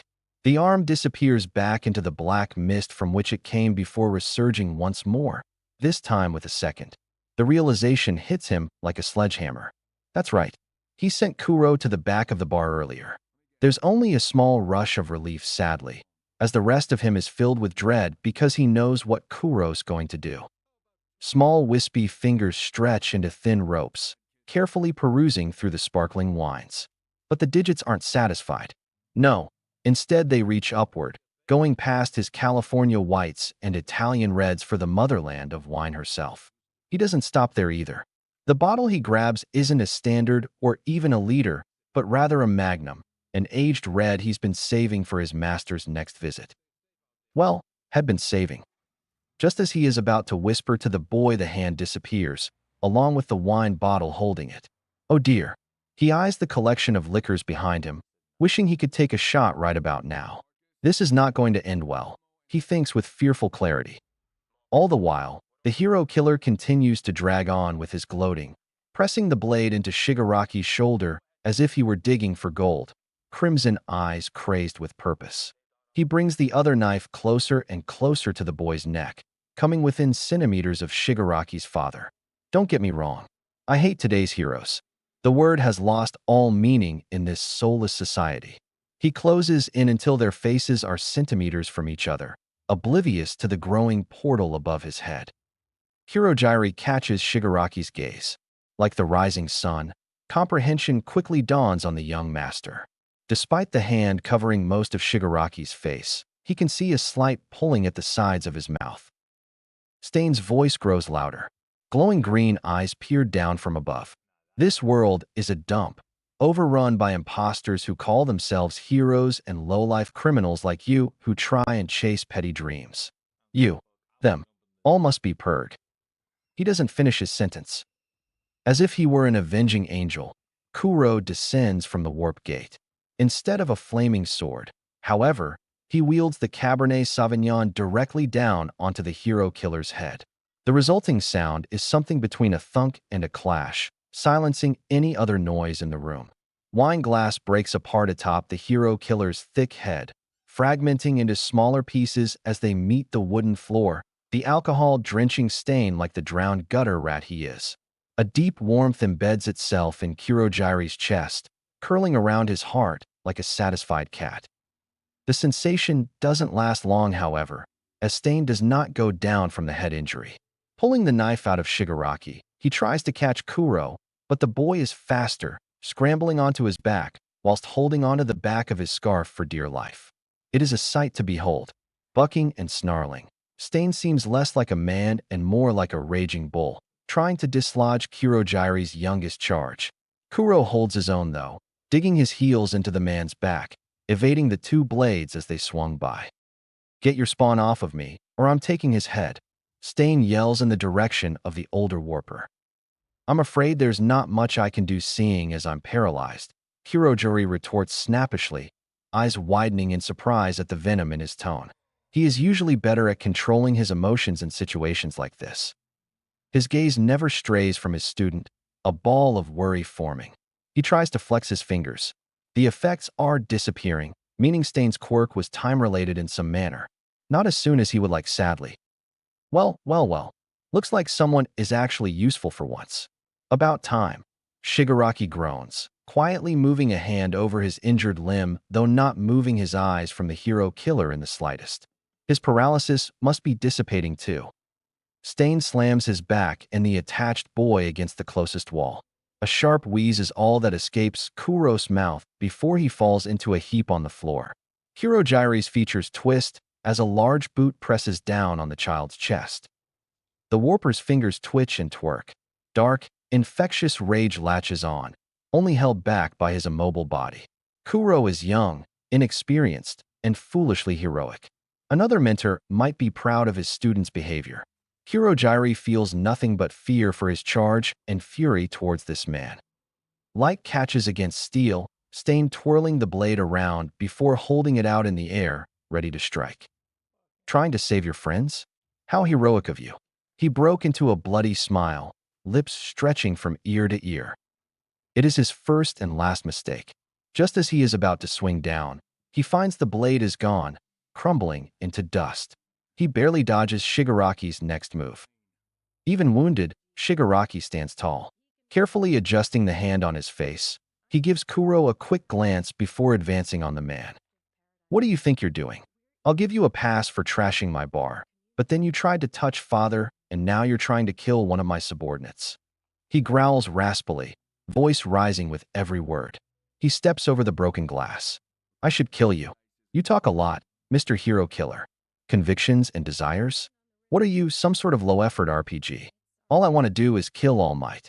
This world worships the symbol of peace." He clenched both hands into fists, eyes wild.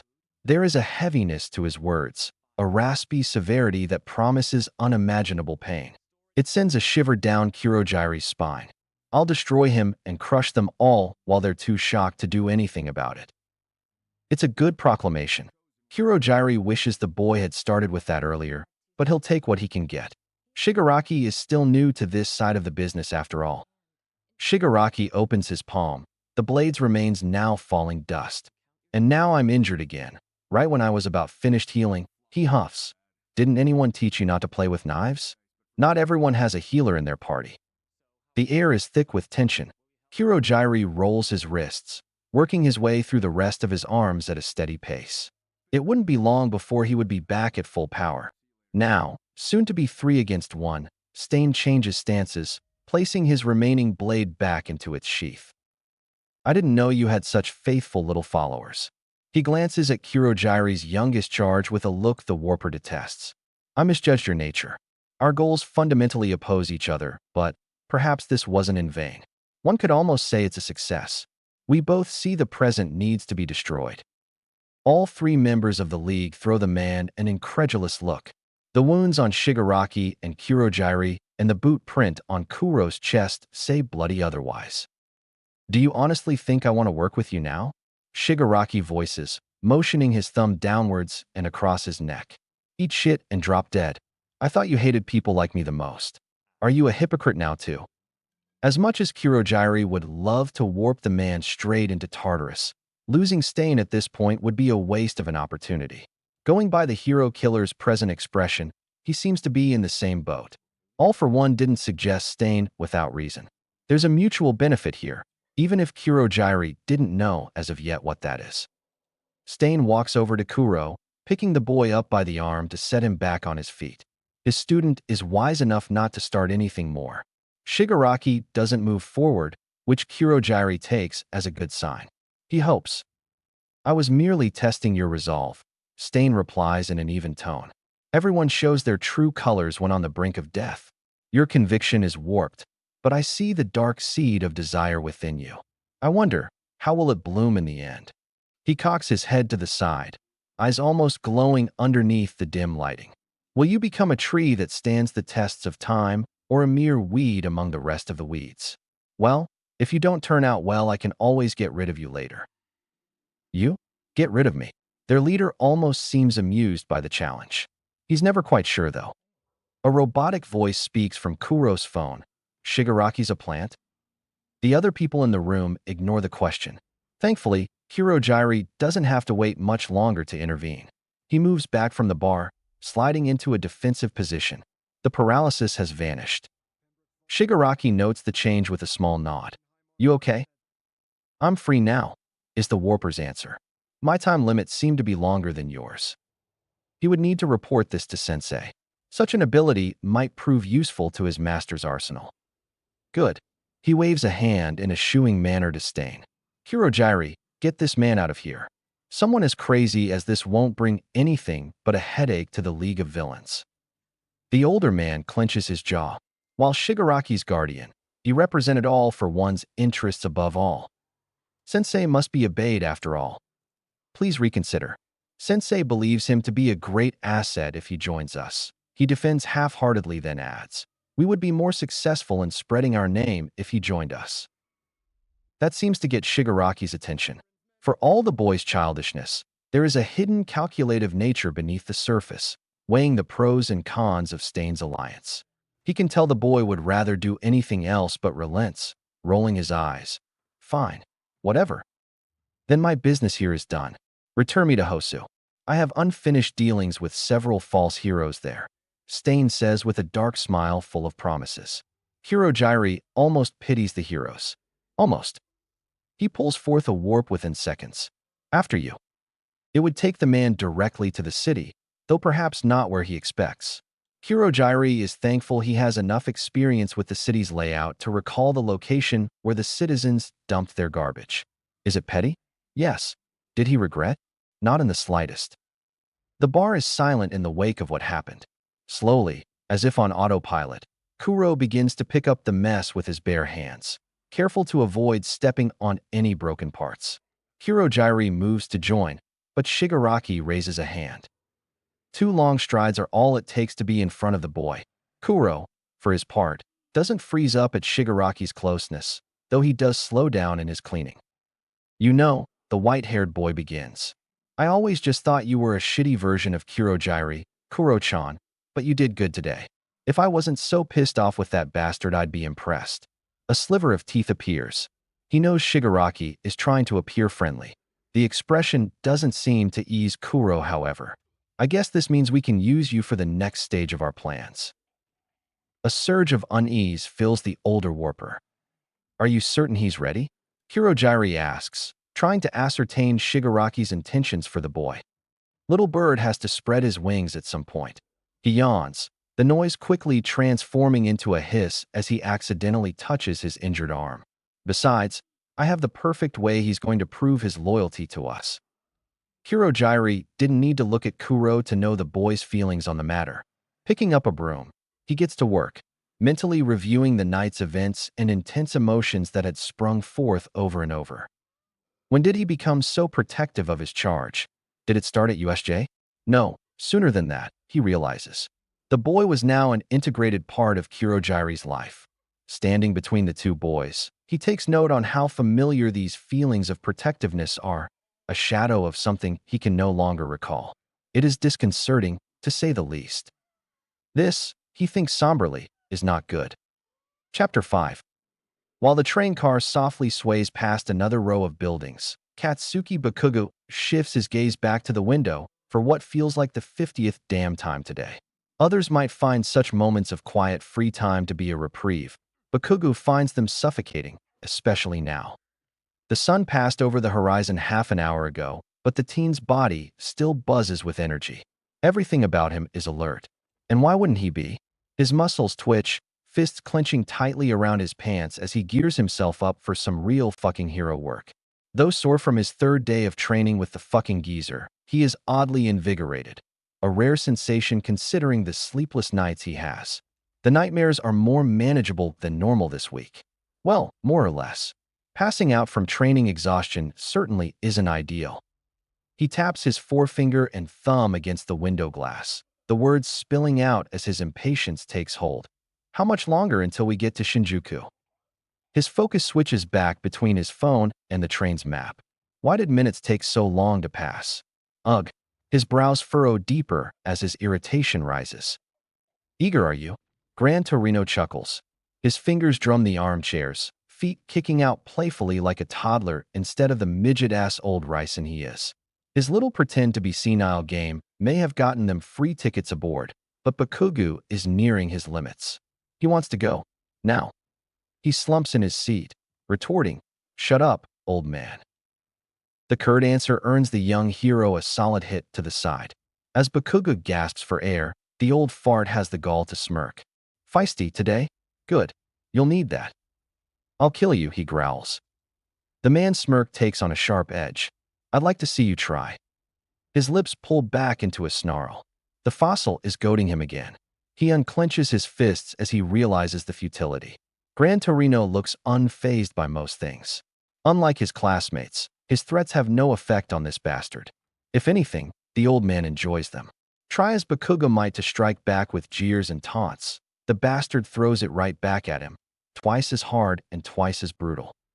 There's another reason as well, his mind reminds, much to his displeasure. Although he would never openly admit it, the hero is oddly refreshing in comparison to the other adults he's had to tolerate. Seeing no reason to continue with this line of conversation, Bakugo swiftly changes the subject with an obvious remark that makes him want to kick himself afterward. But it's late. Most people will be asleep when we get there. Of course, it's fucking late. The watch on his phone already shows it's pushing past the time he's normally in bed. Decent sleep or not, relaxation has a significant effect on his pores. Exactly. The man's eyes grow wide, nose scrunching up to complement the glee on his face, deepening his wrinkles. The later it is, the more skirmishes we'll find. Villains are always the most active at night. Much more fun. Bakugo cannot help but match the man's expression. His dark enthusiasm infects the teen. Bakugo adjusts his bracers, thinking of all the new moves he's developed these past few days. I like the way you think, old fart. Gran Torino's promise of some action had enticed the young hero to come on the trip. But this new piece of info about going out to look for trouble in the middle of the night? Fuck yeah. After all, how many heroes took their interns out to beat the shit out of villains? Not many, according to Class 1, as group chat. Not that he ever uses it. He has no need for distractions, especially not from those dumb extras. Nevertheless, he sneaks a glance towards his phone screen as the seconds tick by. His earlier excitement begins to wane. He supposes it wouldn't hurt to see what the others are doing. He quickly thumbs through the recent messages, noting everyone's comments with vague interest. Why does Shitty Hair keep trying to DM him crap? Who cares about which punching bag is better? He mentally rolls his eyes. Surprisingly, their class president hasn't said shit about the meme war going on between Pikachu and Grapefucker. How stupid. Usually, Glasses is more on top of this shit. Not that Bakugo gave a shit. Hey, did you see that? Some buildings exploded. One of the passengers yells. More people join in. Bakuga shoots a quick glance at his mentor. Soon enough, passengers are shuffling about, the air shifting into one of curiosity and concern.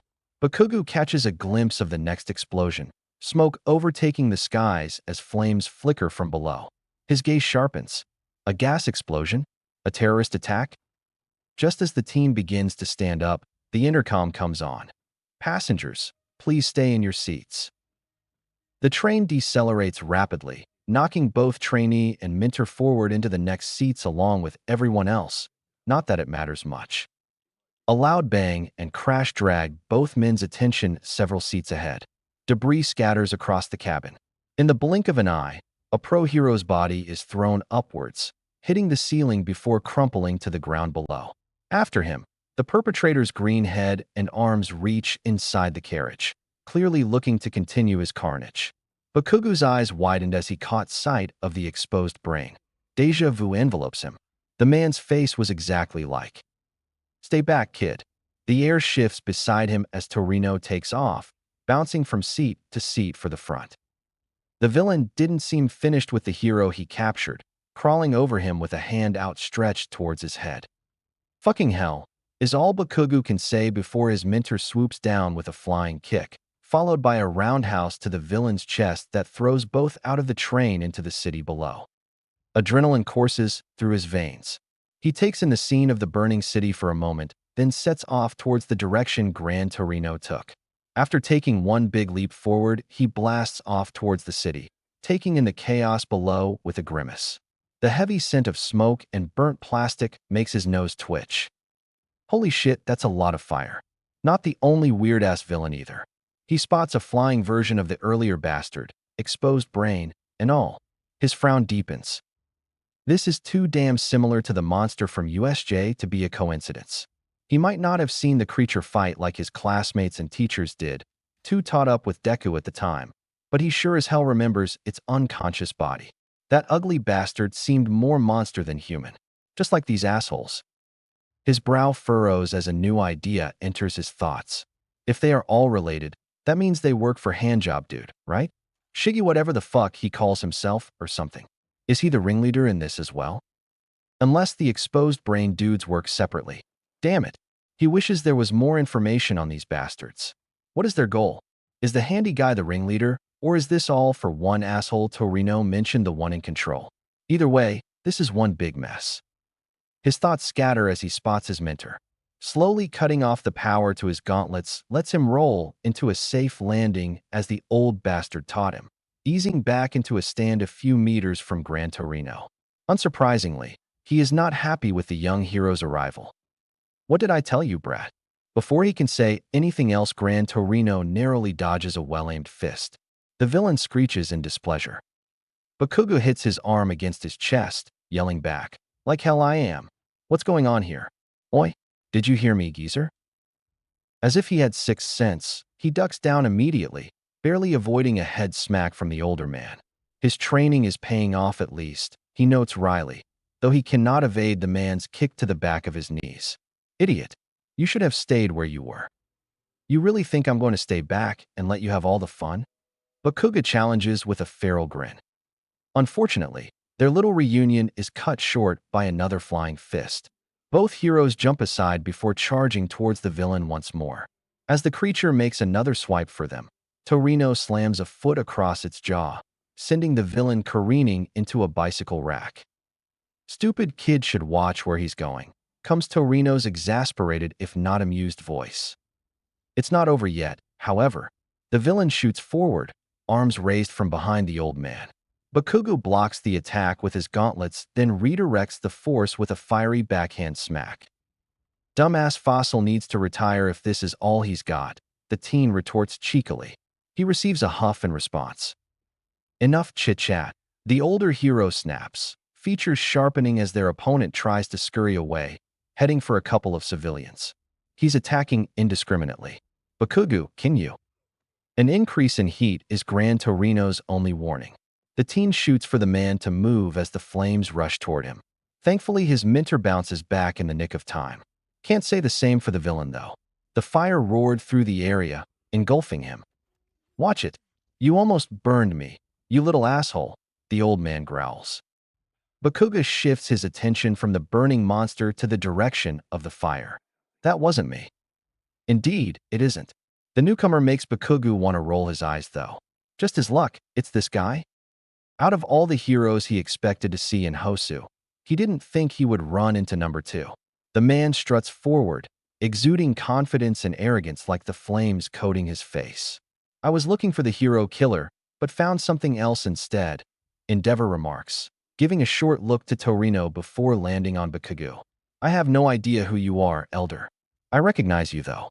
His pause and superior smirk make the blonde annoyed as all hell. Leave the rest to me. No way in fucking hell. A rare flare of protectiveness rises in his chest. He nearly turned Gran Torino crispy. Did Firecrotch not see how fucking dangerous that was?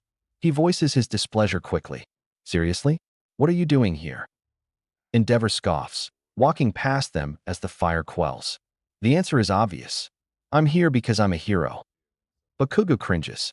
Endeavor is a strong hero, no doubt. Something about him just makes the spiky-haired teen want to pull his hair out. However, perhaps it's due to how opposite the man is to the symbol of peace.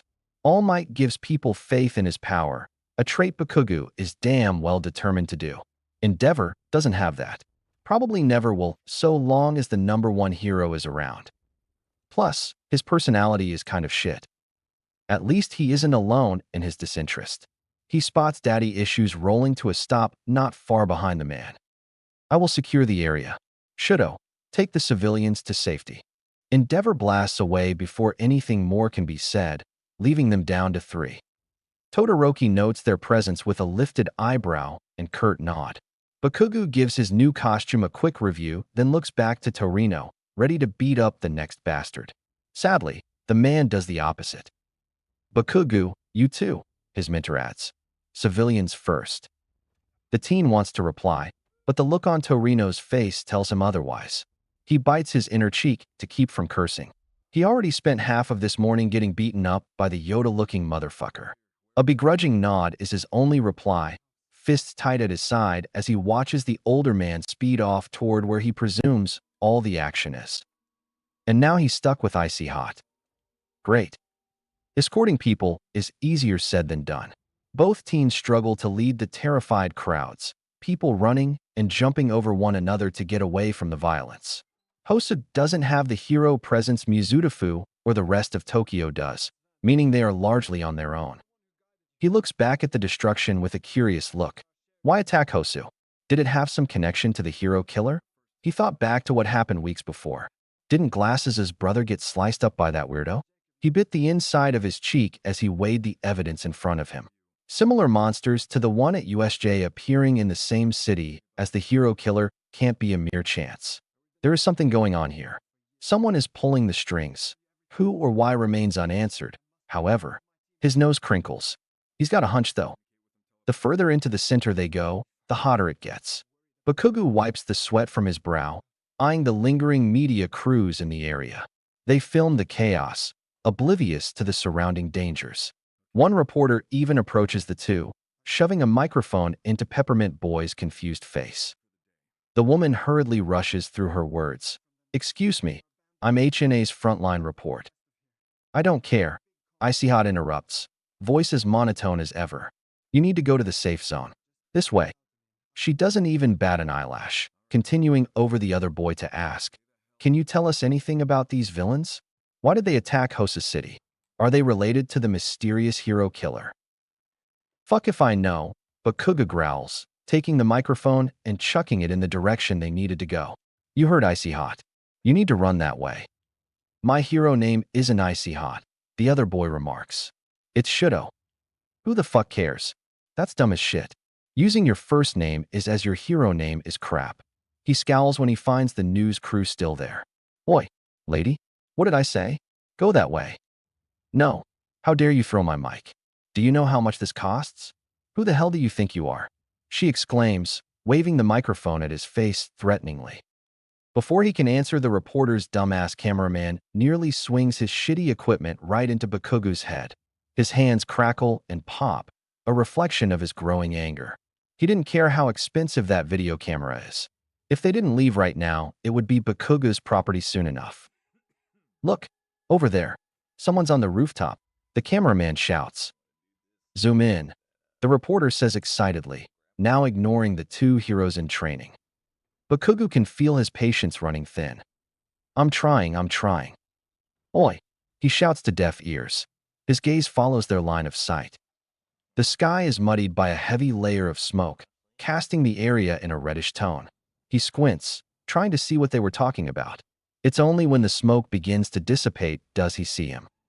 Short is his first thought, probably young. Maybe a civilian who got stuck up there by one of the flying villains?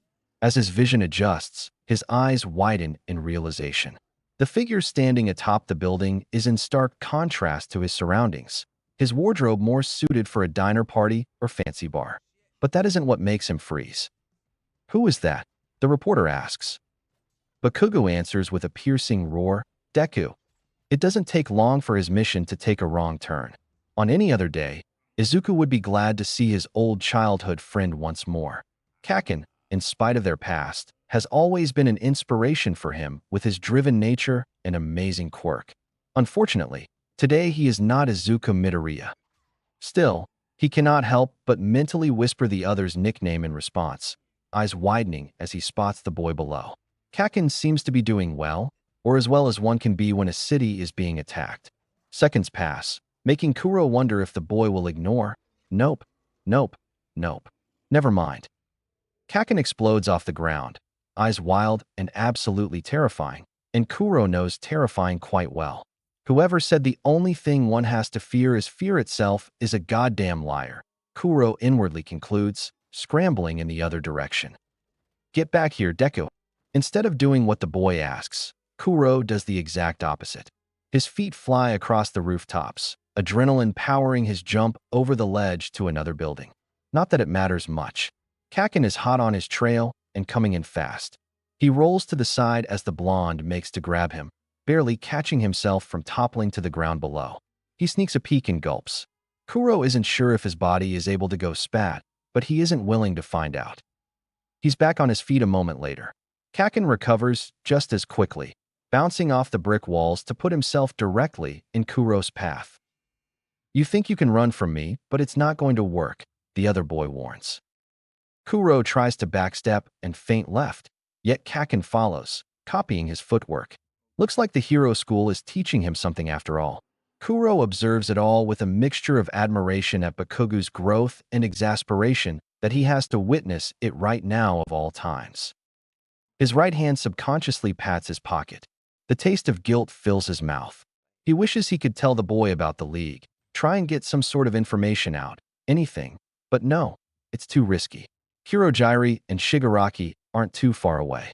In fact, he thinks with a shudder, he wouldn't be surprised if they were spying on him even now. Kaken takes a step forward, red eyes alight with an eerie glow from the surrounding fires. His expression hasn't changed, still fierce and angry as hell, yet instead of getting into a fighting position, he has his arms in front of him. Kuro pauses. Bakugo mirrors the action. Perhaps he is trying to talk? That isn't like the Kaken he remembers. But, then again, neither of them are the same people they were in junior high. Izuku, he addresses, just talk to me, damn it. What the hell's going on? Kuro looks down at his feet. He desperately wants to do exactly that. There's so much at stake now. And everything is moving so fast. His lips move.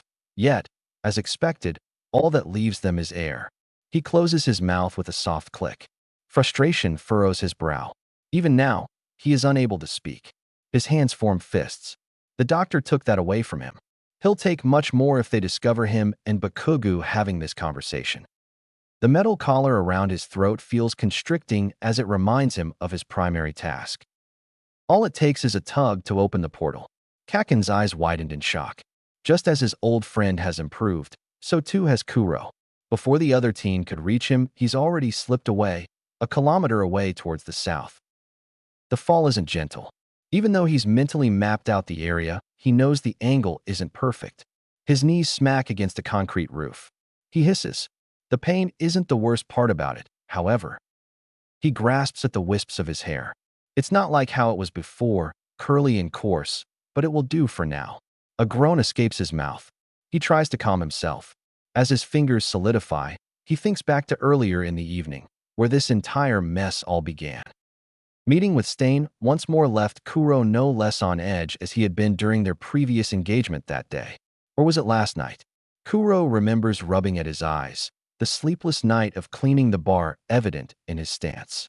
He is significantly better off than his colleagues. However, Kurogiri is weakened and Shigaraki, despite all his acting, is hurt worse than either warper combined.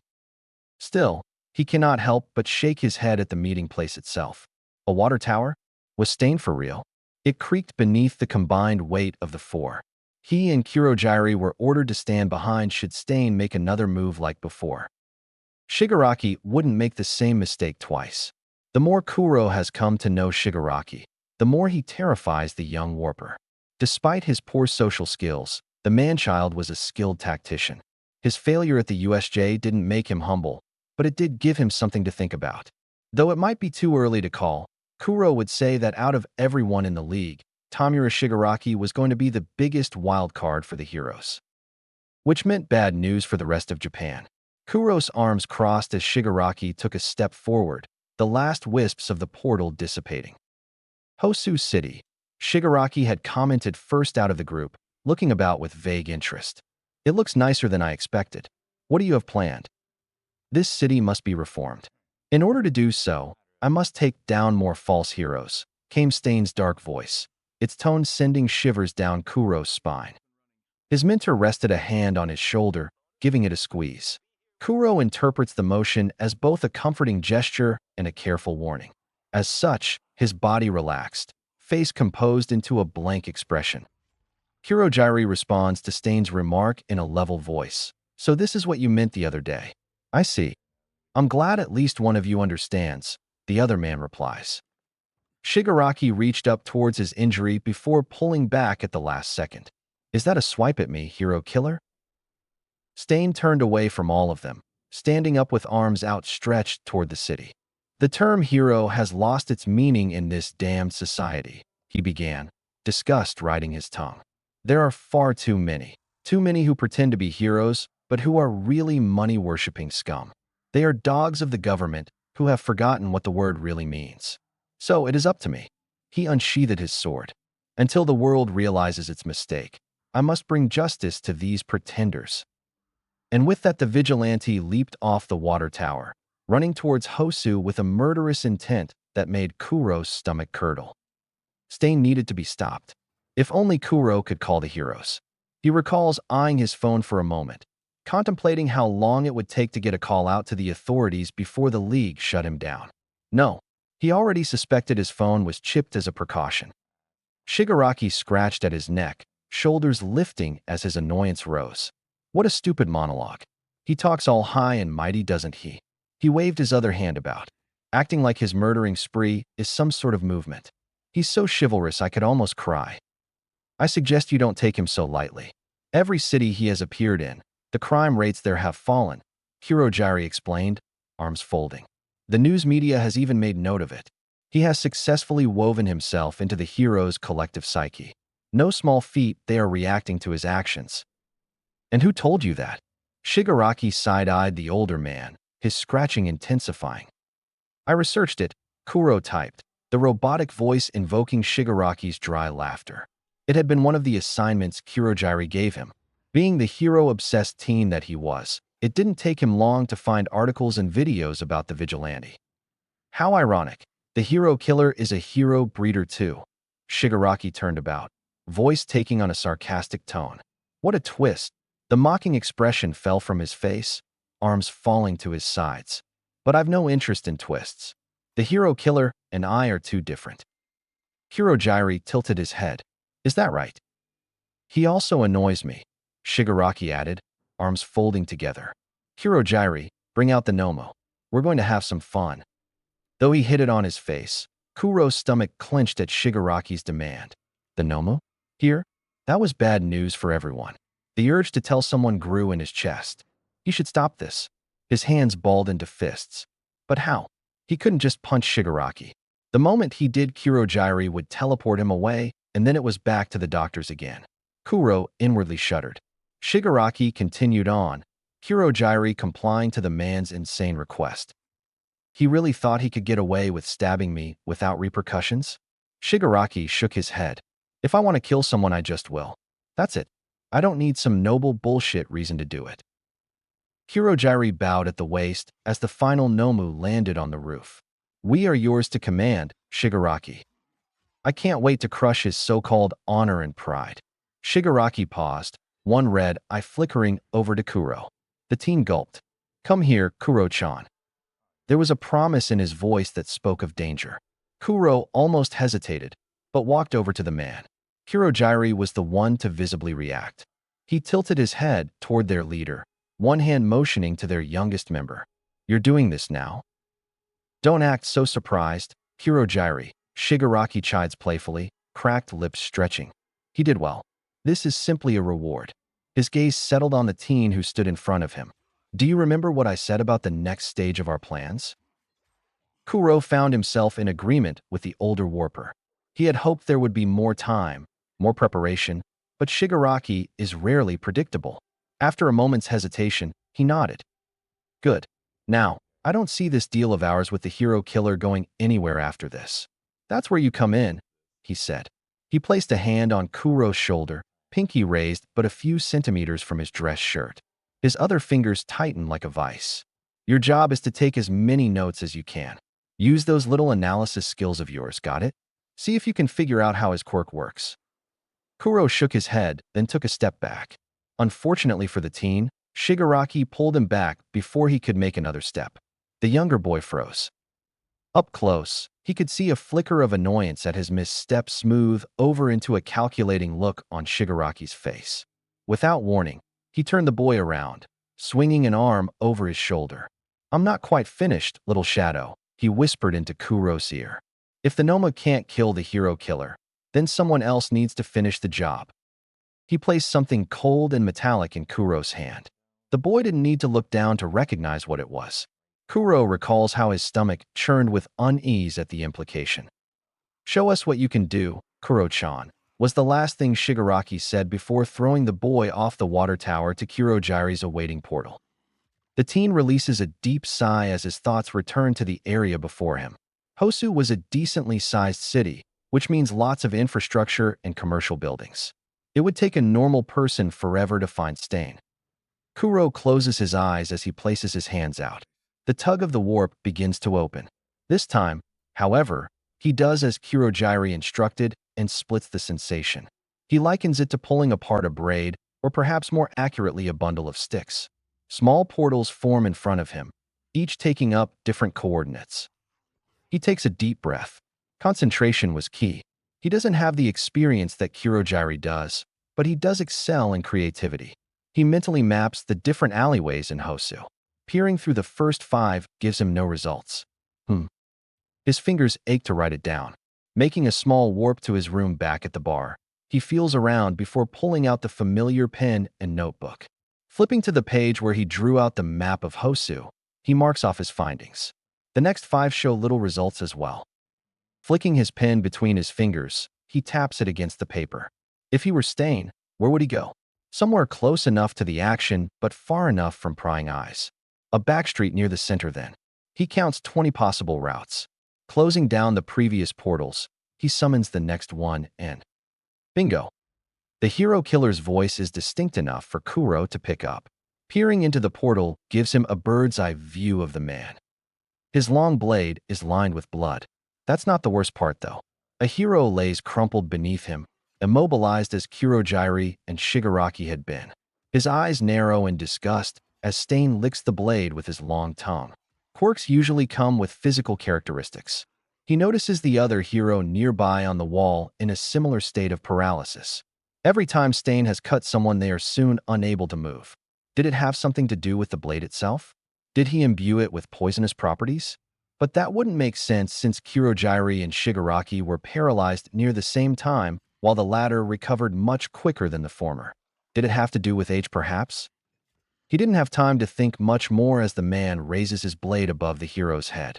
Wait, no, not a hero, that's a kid. He's one of the UA students from the sports festival, Kuro realizes with a jolt. Goodbye, little fake, Stain remarks as he brings the sword to its peak above his head. You shall be an offering to a more just and heroic world. Shut up. Just shut up, the boy below him states, voice breaking and tugging on Kuro's heartstrings. The warper's fingers twitch. No matter what you say or how you say it, you're just the criminal who hurt my brother. Don't worry. I'll make sure he'll join you soon. And with that, the man switches his hold into a jab, sinking it down at a blinding speed. But not fast enough. Kuro's body moves. It takes only a moment for the young warper to jump through the portal and block the attack with the blade Shigaraki gave him. His eyes narrow as Stains widens. You, the hero killer growls, accusatory and bone-chilling. Kuro shifts his gait, tugging harder than ever before as he creates more warps, as much as he can really. He only risks a small glimpse at the boy next to him. The UA student appears thoroughly bewildered. The young warper can empathize. He's feeling a bit that way too. He turns to face Stain once more. Raising a shaky hand, he gestures for the hero killer to come at him, as Kaken might do. The piercing glare makes Kuro immediately regret that decision. Chapter 6. It's one of the few instances Kuro is glad no one can see his face, for it would certainly be paler than milk at this moment. He forces himself to breathe steadily, a difficult task when his heart rate is going a mile a minute. In an effort to protect the student and himself, the young warper switches into a defensive stance. The gates he created moments earlier won't last for long. He can hear the blood pumping in his ears, wildly spiking as he takes in the situation. It doesn't take him long to form an answer. This is the worst-case scenario he could have imagined happening. His training with Kurogiri and Shigaraki has given him the skills to defend. The problem lay in his attack. Warp Gate isn't meant for close-quarters combat. The alleyway is by no means spacious either. He remembers enough about Stain's fight in the bar to know that not even Kurogiri could form a portal fast enough to keep up with the hero killer's immense speed. Additionally, his ability to wield a knife pales in comparison to the opponent in front of him. He doubts his Campos would make a good enough shield in this scenario. Distance would be a must here. Problem is, he can't really move away with the UA student on the ground next to him, lest he sacrifices the boy. Inwardly, he berates himself for not choosing another means of attack. He should have warped the injured hero closer, or done another surprise attack like the one at the bar, not gone head-to-head with the skilled fanatic. His grip tightens around the knife. It is a good thing he's no stranger to fear. Perhaps, if he's lucky, the adrenaline boost will let him survive the fight. The hero killer's lips stretch unnaturally wide. He gulped. Big if there. You've got guts, kid. I'll give you that, Stain says in an offhand tone, eyes never straying from his target on the ground. Kuro backed up, the side of his foot hitting against the prone form of Stain's latest victim. He casts a quick glance downwards. Dark blue hair and square features are all he registers, not willing to keep his gaze off Stain for longer than a second. The young hero's voice strains, "You need to run. I'm useless. I can't move my body.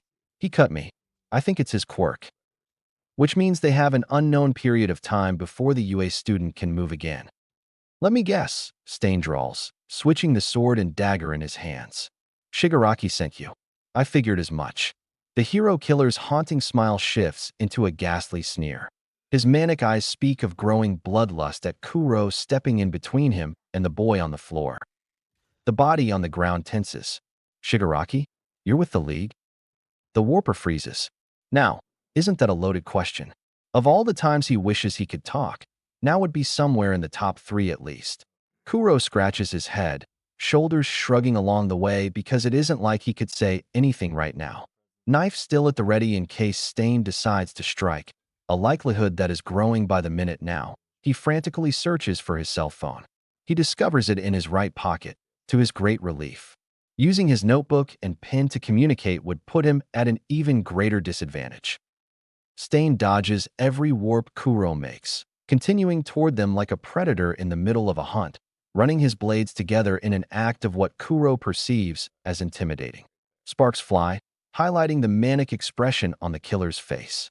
As much as Kuro hates to admit it, the hero killer's tactics certainly worked. The villain tilts his head to the side, loudly remarking, "Run, little shadow. Go back to your master.